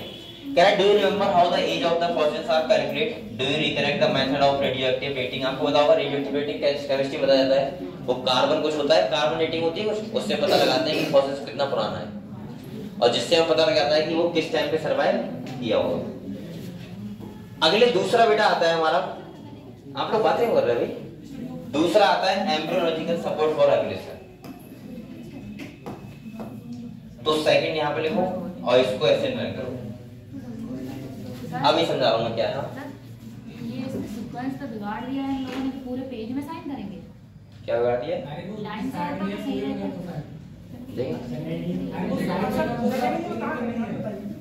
इसमें सीक्वेंस वाइज होता तो सही रहता। ये ऐसे करके साइन करा तो हम लोग इतने होशियार हो ना, अगर लाइन में कितना अच्छा लगता है। वो यही बता रही थी आप तब ले लिया, यही बताना चाह रही थी तब आपने ले लिया उससे, अब उसका मुंह भी नहीं खुल। तो एक काम करो, अभी कितना टाइम, अभी आधा घंटा है, तो ये लिख के और फिर से कर लो, क्या दिक्कत है उसमें, कहीं तो कुछ करना है अभी 2 मिनट लिखो। क्योंकि बेटा ये तो तुमने ऐसा करा है जैसे तुम कोई अधिकारी वगैरह होगी, हाँ जहाँ इच्छा ही वहाँ कर दिया, गलत बैठ जाओगे, थोड़ा अकल तो सीख लो। देखो मतलब जिसकी वहाँ इच्छा है वहाँ कर रहा है, हमें सीक्वेंस में करो और नंबर भी लिखो 1 2 3 ऐसे करके, जिससे अच्छा लगे। हम लोग स्टूडेंट हो बेटा, सोचा का बोला था, मतलब आपके साइड की बात आके तो कहीं भी करोगे, ऐसे लग रहा है ऐसा कर रहा है, होता नहीं जैसे रोहित शर्मा के सामने वो कहते हैं भैया जल्दी दे देना ऑटोग्राफ, तो जल्दी में करता है, कहीं देखता है कहीं करता है, जैसे तो इतना बिजी हो कि तुम्हें ऑटोग्राफ देना पड़ रहा है जल्दी से। हाँ भाई, अबे आराम से कर दो, क्या दिक्कत है उसमें। ये तुम्हारा अगर एप्लीकेशन देखने लगे वो समाज में लगे तो जैसे तो कहेंगे स्टूडेंट ने किया है, जल्दी लिखो, चलो अभी टाइम है, ठीक है। अब तुम कहाँ जा रही हो? पेपर ये नहीं है, अच्छा वो अलग था, ठीक है। तो दूसरा है एम्ब्रियोलॉजिकल सपोर्ट फॉर एवोल्यूशन, ये समझते हैं ये क्या है।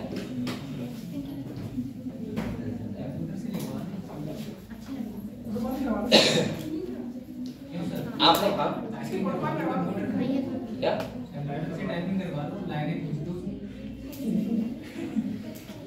अगर टाइपिंग की एप्लीकेशन नहीं होती, एप्लीकेशन मतलब होता है तुमने अपने शब्द लिखे अपने माइंड में सोच के, अगर वही टाइप करेंगे तुमसे क्यों कहते हैं ना साइन कैसे मारो, ये नहीं कर रहा हूँ मैं, साइन तो साइन होते हैं, लेकिन मैं कह रहा हूँ एक सीक्वेंस मेरे को ये तरीका होता है। मैं साइन तुम कैसे नहीं कर लो, जब मुझे कौन करनी है, चाहे तुम चाहे जी का सी बनाओ कोई दिक्कत नहीं है। अगर किसी का नाम गौरव है कुछ भी लिखो, आप ये लिख दो तब भी कोई दिक्कत नहीं है। लेकिन साइन का मतलब ये होता है कि आप ठीक ठाक सीक्वेंस में तो करो, ये समझ रहा हूँ बेटा। अब अगले पढ़े, बातें करने लगते हैं, थक जाते क्या? आपको इतना इंटरेस्ट इसमें इंटरेस्टिंग तरीके से पढ़ा रहा हूँ, अब भी आप बातें कर रहा हूँ, वरना ये चैप्टर इतना बोरिंग है ना। मैं 2 साल पहले छुड़वा देता था और इसे पढ़ाता करती लास्ट में जब पेपर देने चले जाते तब, लेकिन मैंने इसे फिर खुद इंटरेस्ट बनाया। मैंने कहा जब मुझे मजा नहीं आएगा तब तो बच्चों को आएगा, तो फिर मैंने कहा ये चैप्टर ऐसे मत पढ़ो, चैप्टर एक अलग तरीके से पढ़ो, पूरा कहानी की तरह, ठीक है बेटा? आप देखो और आप लोग बोलो मत कहता देखो, पहला हमारा एविडेंस क्या हुआ? फॉसिल्स की स्टडी, ठीक है, जिससे हमें पता लग गया यहाँ पे एवोल्यूशन। आप लोग सब लोग सहमत हो? अगर फॉसिल्स ना मिलते तो इसका मतलब हम मान लेते एवोल्यूशन नहीं हुआ है, लेकिन फॉसिल्स मिले तो एवोल्यूशन। सेकंड जो है बेटा, सेकंड है एम्ब्रियोलॉजिकल सपोर्ट फॉर एवोल्यूशन। ये क्या है समझो। अगर मान लो अब बोलो ध्यान सुन लो, अगर मान लो भगवान या कोई भी ऐसी एनर्जी होती जो बनाती सबको, तो पहली बात तो वो सबका रिप्रोडक्शन का मेथड अलग रखती कि ह्यूमन वो इस टाइप से करेंगे रिप्रोडक्शन, गाय अलग टाइप से करेगी, लेकिन ऐसा हर किसी में एम्ब्रियोलॉजिकल डेवलपमेंट होता है, हर किसी में एम्ब्रियो का डेवलपमेंट होता है, पहली बात। दूसरा बेटा, अगर आप लोग स्टार्टिंग का फर्स्ट मंथ का या बिल्कुल स्टार्टिंग का एम्ब्रियो देखोगे तो आपको हर स्पीशीज का सेम लगेगा, आप पहचान भी नहीं कर पाओगे कि ये ह्यूमन का है या फिर ये एलिफेंट का है, बिल्कुल इनिशियल स्टेज पे। इसका मतलब ये है कि कहीं ना कहीं जब हमारा एम्ब्रियोलॉजिकल डेवलपमेंट सेम हो रहा है, सेम तरीके से हो रहा है, तो हमारा यानी कहीं ना कहीं एंसेस्टर दूसरा। सुनो जैसे मान लो कोई वर्टिब्रेट्स है, बेटा बोलो मत, सुन लो, यहाँ पे कोई वर्टिब्रेट्स है, अरे तो फटेगा क्या? अगर कोई वर्टिब्रेट्स है और उसके पास तो वर्टिब्रेट एक तो है नहीं भाई, एक बात सुनो आप लोग, वर्टिब्रेट में से हम लोग पढ़ते हैं कॉर्निस्टाइस, ऑस्टिस्टाइस, हम लोग पढ़ते हैं एप्स, मैमल्स, रेप्टाइल्स, कितने सारे एनिमल्स हैं, हजारों स्पीशीज हैं। क्या बताओ सबके पास वर्टिब्रल कॉलम नहीं है? अगर हमें अलग अलग तरीके से बनाए, अब वर्टिब्रल कॉलम क्यों है? क्योंकि हमारा इवोल्यूशन सेम से हुआ है, वो तो हम अलग अलग जगह रहने लगे तो अलग अलग हो गए। एक बात तो सोचो, अगर हमारे पास वर्टिब्रल कॉलम है ह्यूमन के पास, तो कोई जरूरी सुनना था कि डॉग के पास वर्टिब्रल कॉलम होती, उसके बाद नहीं होती, क्या फर्क पड़ता? लेकिन हमारे एंसेस्टर सेम है, इसका मतलब यह है कि हमारा एम्ब्रियोलॉजिकल डेवलपमेंट जो होता है लगभग सेम होता है सबका। ऐसा मानते हैं कि एम्ब्रियो डेवलपमेंट के टाइम पे गिल स्लिट्स होते हैं, तो वो सबके पास होते हैं, हमें उनकी जरूरत नहीं है तो हमारे खत्म हो जाते हैं, और जो मछलियों की जरूरत है उनके पास रहते हैं। तो इसका मतलब यह है कि कहीं ना कहीं हमारे मछली क्या रहे होंगे? पूर्वज। क्या रहे होंगे? पूर्वज। दूसरा हम बोल सकते हैं, हम ऐसे बोल सकते हैं कि अगर सबके पास मान लो नोटोकॉर्ड है, तो जितने कॉर्डेट है सबके पास है, ऐसा ना खाली मेरे पास है भाई, मछली के पास भी है। मैं बोल सकता हूं कि मतलब जो भी है सबके पास है नोटोकॉर्ड। ऐसे मान सकते हैं कि जिसके पास, जैसे हम लोग टेट्रापोडा आते हैं, तो अगर हमारे पास 4 हाथ पैर है तो टेट्रापोडा हम नहीं आते खाली, पता नहीं कितने स्पीशीज आते हैं, सबके पास क्या है? 4 हाथ पैर है। ये दिखाता है कि कहीं ना कहीं हमारे एंसेस्टर क्या होंगे? सेम। वरना अगर भगवान ऐसा क्यों करते कि हमें देते चलो वर्टिब्रल कॉलम, क्योंकि हम ह्यूमन है, हम अच्छे हैं सबसे ज्यादा, ऐसा मानते हैं ना। तो जो डॉग होता है उसको कुछ नहीं देते, उसको वर्टिब्रल कॉलम की जगह कोई और कॉलम दे देते। कोई मछली होती उसको कोई और कॉलम दे देते। कोई चूहा होता उसको वर्टिब्रल कॉलम नहीं देते, उसका हार्ट की जगह पे क्या होता? लंग्स होता, और लंग्स की जगह पे हार्ट होता। तो इसका मतलब यह है कि सब में अरेंजमेंट सेम है, तो कहीं ना कहीं हमारा एवोल्यूशन, हमारे एंसेस्टर भी क्या रहे होंगे? सेम ही रहे होंगे, कोई चेंजमेंट नहीं हुआ होगा। तो इससे पता लगता है। तो देखो यहाँ पे क्या कह रहा है बेटा, देखो कह रहा है embryological support for evolution was also proposed by Ernest Haeckel, नाम याद रखना साइंटिस्ट का, इंपॉर्टेंट है। हेकर ने दिया था, कहा था based upon the observation of certain feature during embryonic stage common to all vertebrates. कह रहा है देखो सभी वर्टिब्रेट्स में बहुत सारे फीचर ऐसे होते हैं जो इनिशियल स्टेज पे क्या होते हैं, सेम। और मैं आपको बताऊं बहुत सारे वर्टिब्रेट्स ऐसे हैं, अगर मैं इनिशियल स्टेज का तुम्हें एम्ब्रियो दिखाऊं, एम्ब्रियो मां के पेट में होता है, तुम पहचान ही नहीं कर पाओगे ये मेढक का है, ये ह्यूमन का है, ये एलिफेंट का है, डॉग का है। सबका क्या होता है, सेम। तभी तो हमें पता लगता है कि इवोल्यूशन हुआ है, तो और बाद में वो क्या होता है, चेंज। तो कह रहा है बेटा that are absent in adult, for example कह रहा है the embryo of all vertebrates including human develop a row of vestigial gill slit. होती है, सबके पास गिल स्लिट होती है स्टार्टिंग में। और कह रहा है behind the head but it is functional organ only in fish not found in any other adult vertebrate. क्या कह रहा है सुनो, जब स्टार्टिंग का जो एम्ब्रियो होता है, अगर आप देखोगे तो सबके पास क्या होती है, गिल स्लिट होती है, लेकिन खाली मछलियों में रहती हैं और सभी खत्म हो जाती हैं बाद में। इसका मतलब ये है कि कहीं ना कहीं जितने भी वर्टिब्रेट्स होते हैं सब किससे बने हैं, मछलियों से। यानी कि एंसेस्टर का कौन रहा होगा, हमारा मछली। अगले कह रहा है however this proposal was disproved on carefully study perform by Karl Ernst von Baer. He noted that embryo never pass through the adult stage of other animals. हाँ जाओ। कह रहा है comparative anatomy and morphology show similarity and differences among organisms of today and those that they existed years ago। बहुत सारी similarity ऐसी है जो पहले क्या थे, पहले और आज की क्या है, सेम है। मतलब बहुत सारे एनिमल्स मैं बताऊंगा आपको क्या है। ये मैं डायग्राम बाद में बनाऊंगा सारे, ठीक है। ये डायनासोर दिखाया गया कि कौन कौन से किससे बने हैं, सही है। जैसे आर्कियोपेटेरिक्स है, ये कैसा था, ये मैं बोल सकता हूँ कि इसका एक कुछ फीचर था किसकी तरह, पक्षियों की तरह, और कुछ कैसा था, रेप्टाइल्स की तरह। जैसे है नहीं, देखो इसके पंख हैं और माउथ देखो कैसा है इसका, सही है। फिर इससे क्या बन गया, क्रोकोडाइल बन गया, ये सब बन गए। इसके बाद टायरानोसोरस आ गया। तो ये दिखाया गया कि फैमिली ट्री पहले कौन था, उसके बाद उससे कौन बना होगा डायनासोर में। अगले देखो क्या कह रहा है। तो दूसरा तुमने क्या देखा बेटा, पहला देखा कौन सा, एक पैलेंटोलॉजी और यानी कि फॉसिल्स की स्टडी। दूसरा कौन देख लिया, एम्ब्रियोलॉजिकल इवोल्यूशन, ठीक है। तो दो से क्लियर हो गया, इवोल्यूशन हुआ है। अब तीसरा बता रहा है जो इंपॉर्टेंट है। यहां पे ऐसा बता रहा है बेटा, यहां देखो मैं इधर समझा रहा हूं चीज। एक चीज इन्होंने बताया है कि यहां देखो एक ह्यूमन है, क्या है, ह्यूमन है, एक चीता है, चीता, एक क्या है, बैट है, चमगादड़, और ये क्या है, मछली है। कौन सी मछली है, व्हेल। हाँ, और कोई एक और है, क्या है बेटा,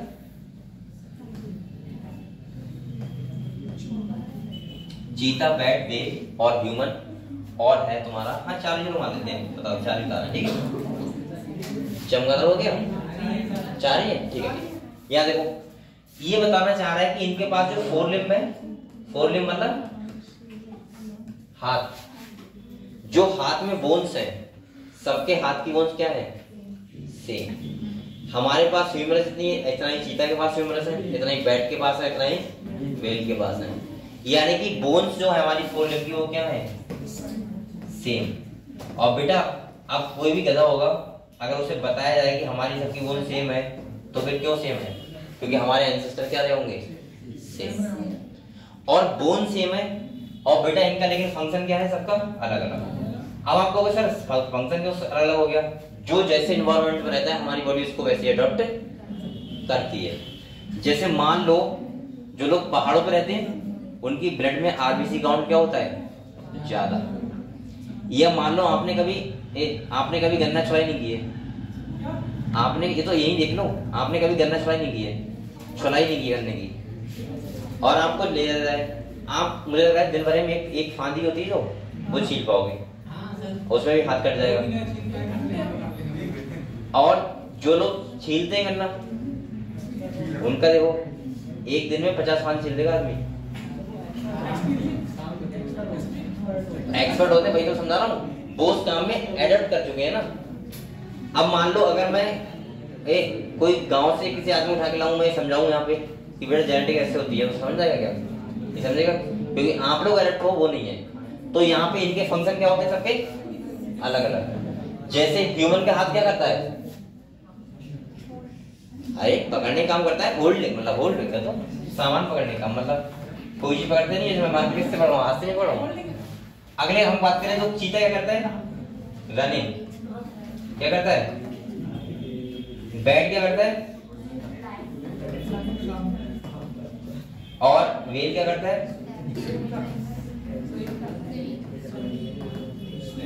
समझ गए? हाँ हो गया, हाँ चलो जाओ। तो सुनो, ये अगर हम देखें तो इनका सबका काम क्या क्या है, अलग अलग, लेकिन उनका ओरिजिन यानी कि इनके एंसेस्टर क्या है सबके सेम, क्योंकि इनकी बोन्स का नंबर क्या है, सबके बोन्स का नंबर क्या है, सेम है। तो आप लोग ये कहानी समझ गए? बताओ ह्यूमन, तो इसका मतलब ये दिखाता है कि यहाँ पे इवोल्यूशन हुआ है। और एक बात और सुनो, ऐसे जिनका ओरिजिन सेम हो, अरे ये लोग साइन करके नहीं गए इस पे, अभी रुक जाओ, अरे उसमें साइन तो कर दो वो एप्लीकेशन पे, जल्दी आप बेटा इधर देखो, वो लिख दिया तुमने, लिख दिया दिखाओ कहाँ है, कर रहा है साइन, ऐसे साइन कर जाओ जल्दी, और सीक्वेंस में करना है, ऐसे आराम से कर देंगे, ऐसे मतलब आप ऐसे। तो आप लोग ये समझिए कहानी, बताओ ठीक है?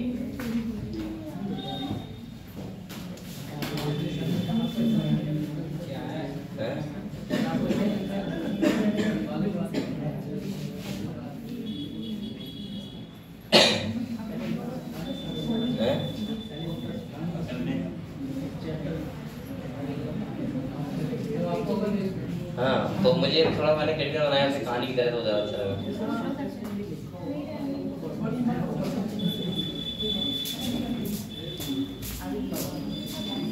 हो गया, चलो आप करवा बेटा। अब यहाँ देखो, एक और समझो भी, सुनते दो।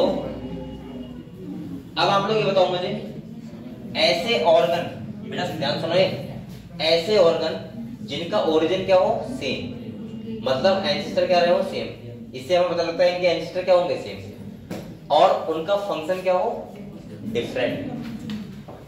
ऐसे ऑर्गन को बोलते हैं होमोलोगस ऑर्गन। मैं ये समझा रहा था, तो मैंने क्या बोला, ये देखो, ये देखो, ये जिसका ओरिजिन क्या हो, सेम, ओरिजिन क्या है बेटा, सेम है, और फंक्शन क्या है, अलग अलग, समझ गए? तो ऐसे ऑर्गन क्या बोलते हैं, होमोलोगस ऑर्गन। और बेटा इन ऑर्गन से जो एवोल्यूशन होता है उसको बोलते हैं डाइवर्जेंट एवोल्यूशन। क्या बोलते हैं, डाइवर्जेंट एवोल्यूशन। डाइवर्स का मतलब क्या होता है पता है, फैलना। तो एवोल्यूशन फैल नहीं रहा है क्या, तभी तो डाइवर्जेंट बोल रहे हैं। जैसे मान लो एक फादर है, सुनो, उनके 4 बेटे हैं, एक पुलिस में है, एक टीचर है, एक जज है, और एक क्या है, खेती करता है।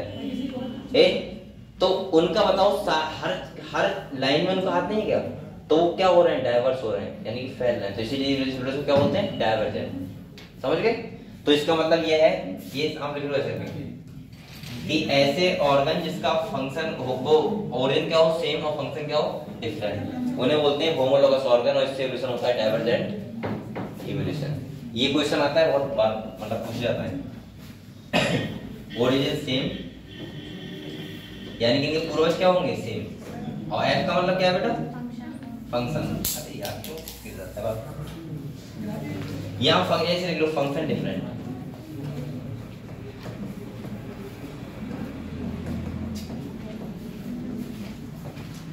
और इसको ऐसे, इसको बोलते हैं डाइवर्जेंट एवोल्यूशन।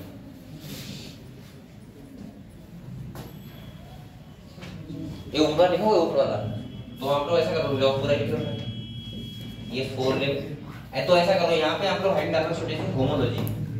क्या लिखना बेटा, होमोलॉजी, इसकी स्टडी बोलते हैं होमोलॉजी। तो सारा लिख लो फिर, ये भी लिख लो, और बोन सेम, और यहाँ लिखना फंक्शन, और फंक्शन के क्या है बेटा डिफरेंट, और ओरिजिन क्या है सेम। समझ गए? लिखो आराम से।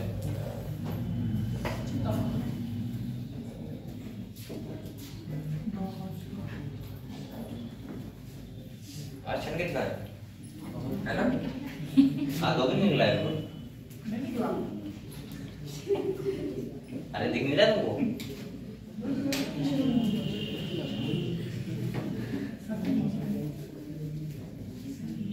ऐसा लग रहा है कि 6 बजा है, लेकिन शाम के 6 बजे गया।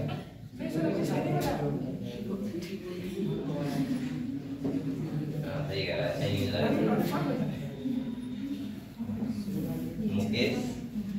मुकेश अंबानी बैठ जाओगे। मुकेश अंबानी नहीं है।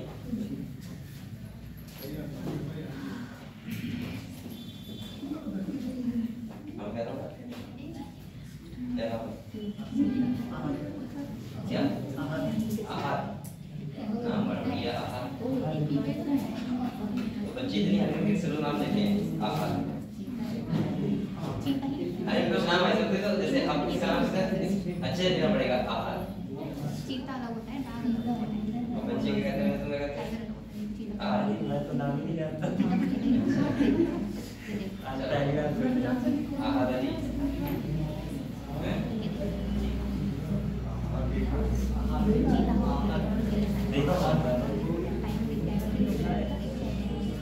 अब ठीक है, ऐसे करो।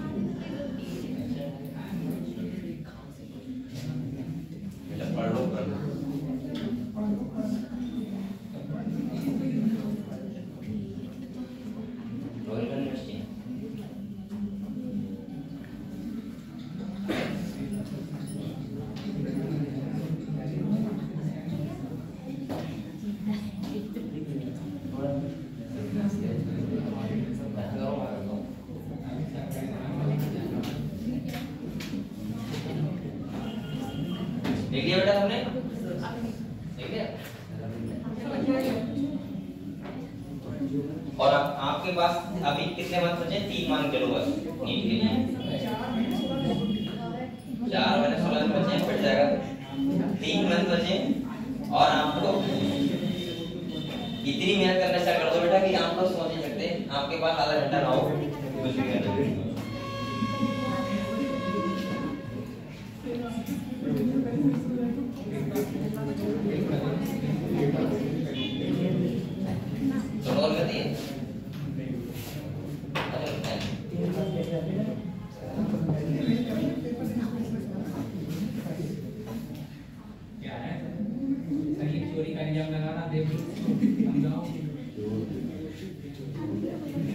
चलो बेटा आगे पढ़े।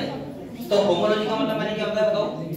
होमोलॉजी का मतलब होता है जब कोई ऑर्गन ऐसे ऑर्गन जिनका ओरिजिन सेम हो, फंक्शन क्या हो डिफरेंट, तो ऐसे ऑर्गन को बोलते हैं होमोलोगस ऑर्गन।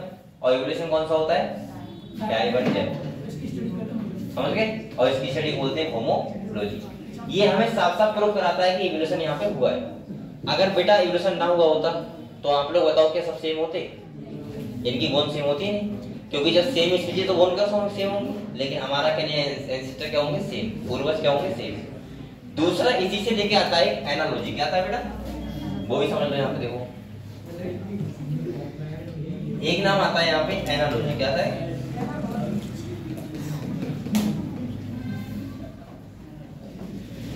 ये बहुत इंपॉर्टेंट है, यहाँ से क्वेश्चन आएगा, इस पे ध्यान रखना। एनालॉजी का मतलब पता है क्या है? कहते रट लेना कि होमोलोगस क्या होता है, एनालॉगस क्या होता है। सही है?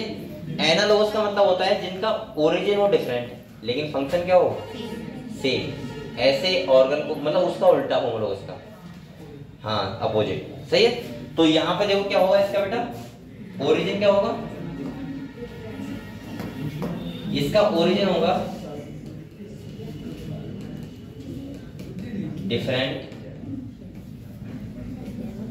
और फंक्शन क्या होगा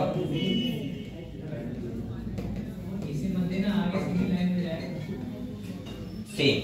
और अगर फंक्शन सेम होगा आप लोग बताओ, और अगर ओरिजिन डिफरेंट होगा तो बताओ कौन सा ऑर्गन होंगे ऐसे? Analogous organ. इनको क्या बोलते हैं? Analogous organ. और बेटा इनके द्वारा जो इवोल्यूशन होगा वो कौन सा होगा? कन्वर्जेंट। कन्वर्ज का मतलब होता है एक साथ मिलना। आप लोग बताओ, जैसे सपोज मानो कि जैसे यही समझ लो, जैसे देव सर हैं, मैं हूं, फादर क्या है, अलग अलग है, लेकिन फंक्शन क्या कर रहा है? सेम। एक जगह तो हम लोग एक जगह आए ना, तो क्या हुए? कन्वर्ज हुए। तो इसका मतलब इवोल्यूशन कौन सा होगा? Convergent evolution. सही है, कन्वर्जेंट इवोल्यूशन। और अगर इसके मैं एग्जांपल बताऊं आपको, तो देखो बेटा यहाँ देखो, अगर मैं एग्जांपल बताऊं आपको, जैसे सुनो, एक का एग्जांपल सुन लो पहले। जैसे आपने देखा होगा स्वीट पोटैटो और खाली पोटैटो।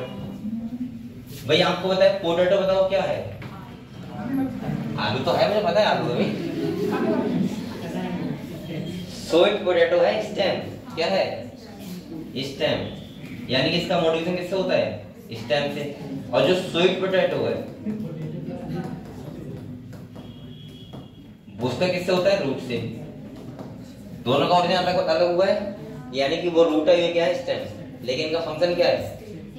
सेम। क्या? क्या फंक्शन है? Storage of food. फूड का स्टोरेज करना, तभी तो हम आलू खाते हैं कि उसका फूड स्टोरेज होता है ना प्लांट का। तो इनका फंक्शन क्या है? सेम। क्या है बेटा? Storage of food.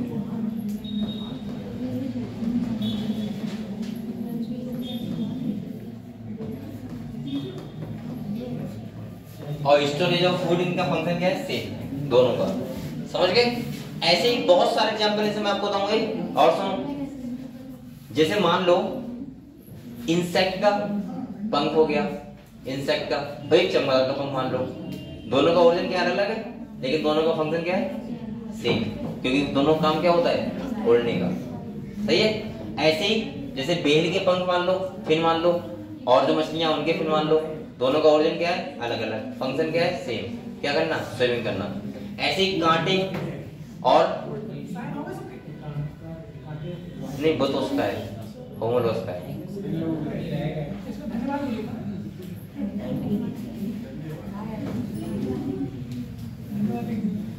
धन्यवाद नहीं लिखा है। लिख देना, धन्यवाद लिख देना। लिख लो एक बार, ये लिख लो बेटा, लिख लो ये।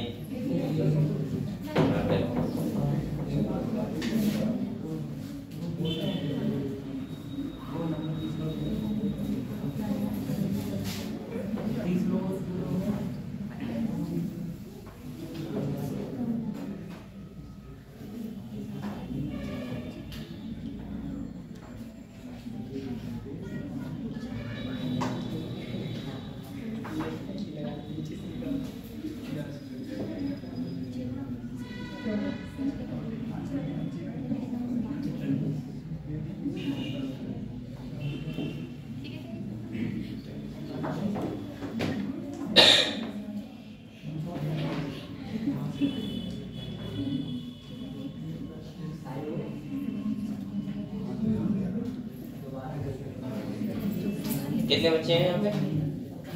उधर कर लो, उधर आओ।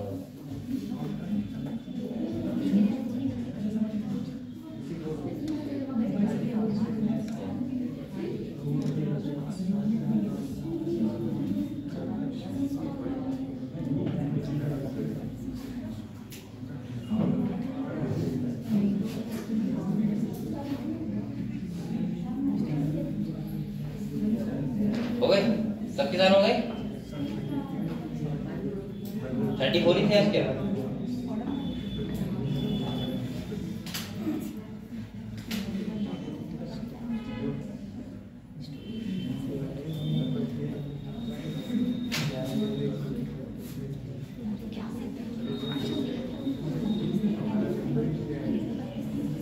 ठीक है।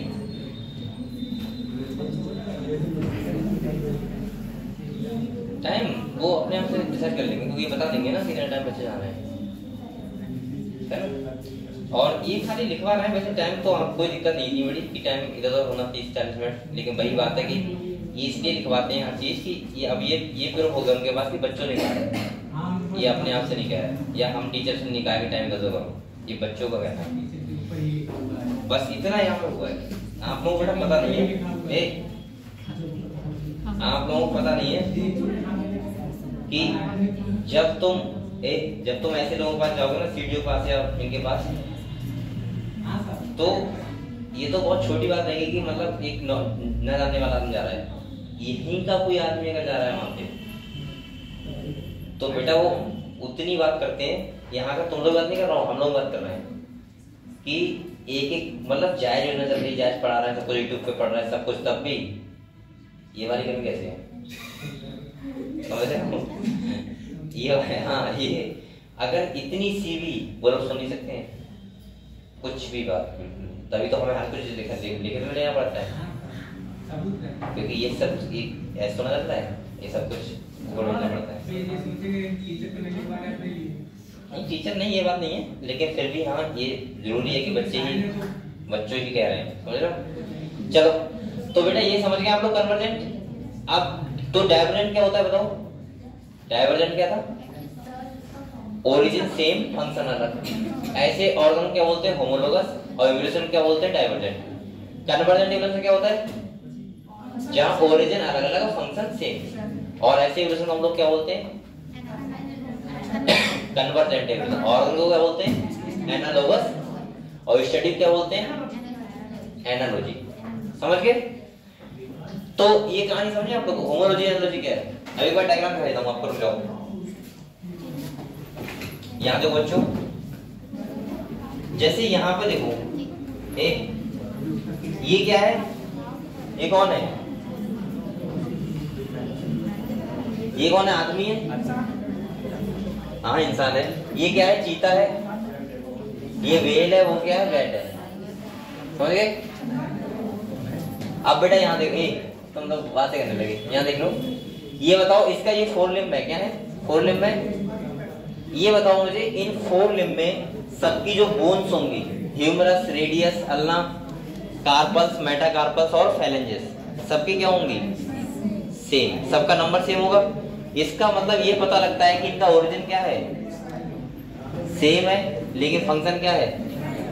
ऐसे ही आप लोग ये देखो बेटा, इसका प्लांट्स का देखो, ये थॉर्न कांटे होते हैं और टेंडल, ये दोनों कहां से निकलते हैं? एक्सिलरी बड से, यानी कि स्टेम से। और दोनों का फंक्शन क्या होता है? अलग अलग। इनको बोलते हैं टेंड्रिल। बताओ इनका फंक्शन क्या होता है? अरे चलो कौन, मैं जिससे पूछूंगा बताएगा। कौन बताएगा? कौन बताएगा? चलो तुम दोनों बताओ, बातें करिए आपस में। मैंने इधर देखो, ये टेंड्रिल काम क्या होता है? क्यों नहीं पता है भाई? ये तुमने देखे नहीं कभी? ये तुमने तोरी पे नहीं देखे? तोरी का प्लांट होता है।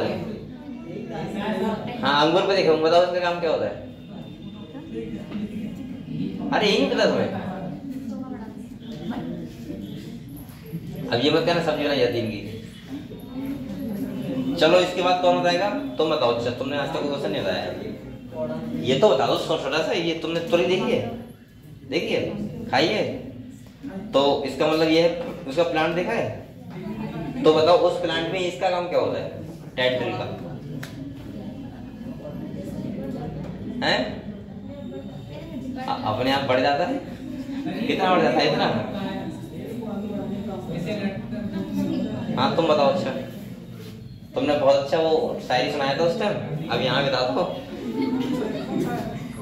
तब से मैं जानने लगा हूँ इसको। अब तो आती करनी थी बीच में भाई, ले लिया आओ। ये बताओ इसका काम क्या होता है? अरे तुम लड़कियों को तो नहीं पता है? तुम्हें गांव से आते तब भी नहीं पता है? मुझे पता है इसका काम, मुझे तो वैसे ही पता है, लेकिन मैंने पढ़ा नहीं, वैसे पता है मुझे। चलो और कौन बताएगा? रुको रुको, तुम बताओ। इसका काम क्या होता है? अरे मैंने सिर्फ पेड़ तक नहीं देखा है तो वही काफी है। तुमने देखा है? नहीं तुमने सेम का पेड़ देखा है? मेरी तो अरे बेल देखी कोई? बेल एक बेल पे होते हैं। सही है, चलो इसके बाद कौन बताएगा? अभी वो उनसे पूछ रहा हूँ जो तुमने कभी बताया नहीं आज तक।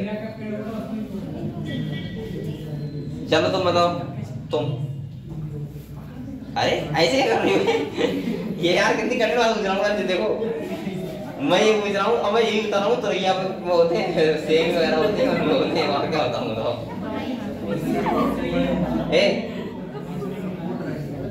हाँ तो बता इसका मतलब क्या है? तुम बता। चंदो मुंह बता था कि बताओ।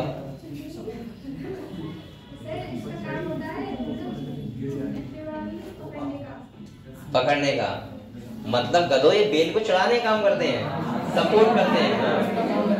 आपने कभी आप ध्यान से देखना बेटा, ये देखो आप ध्यान से देखना तो ये लिपटे हुए होंगे। जैसे आप रस्सी लगाई, रस्सी अब बेल छत पे जाएगी, कैसे जाएगी बताओ? रस्सी की तरफ। तो ये रस्सी के चारों तरफ क्या हो जाएंगे?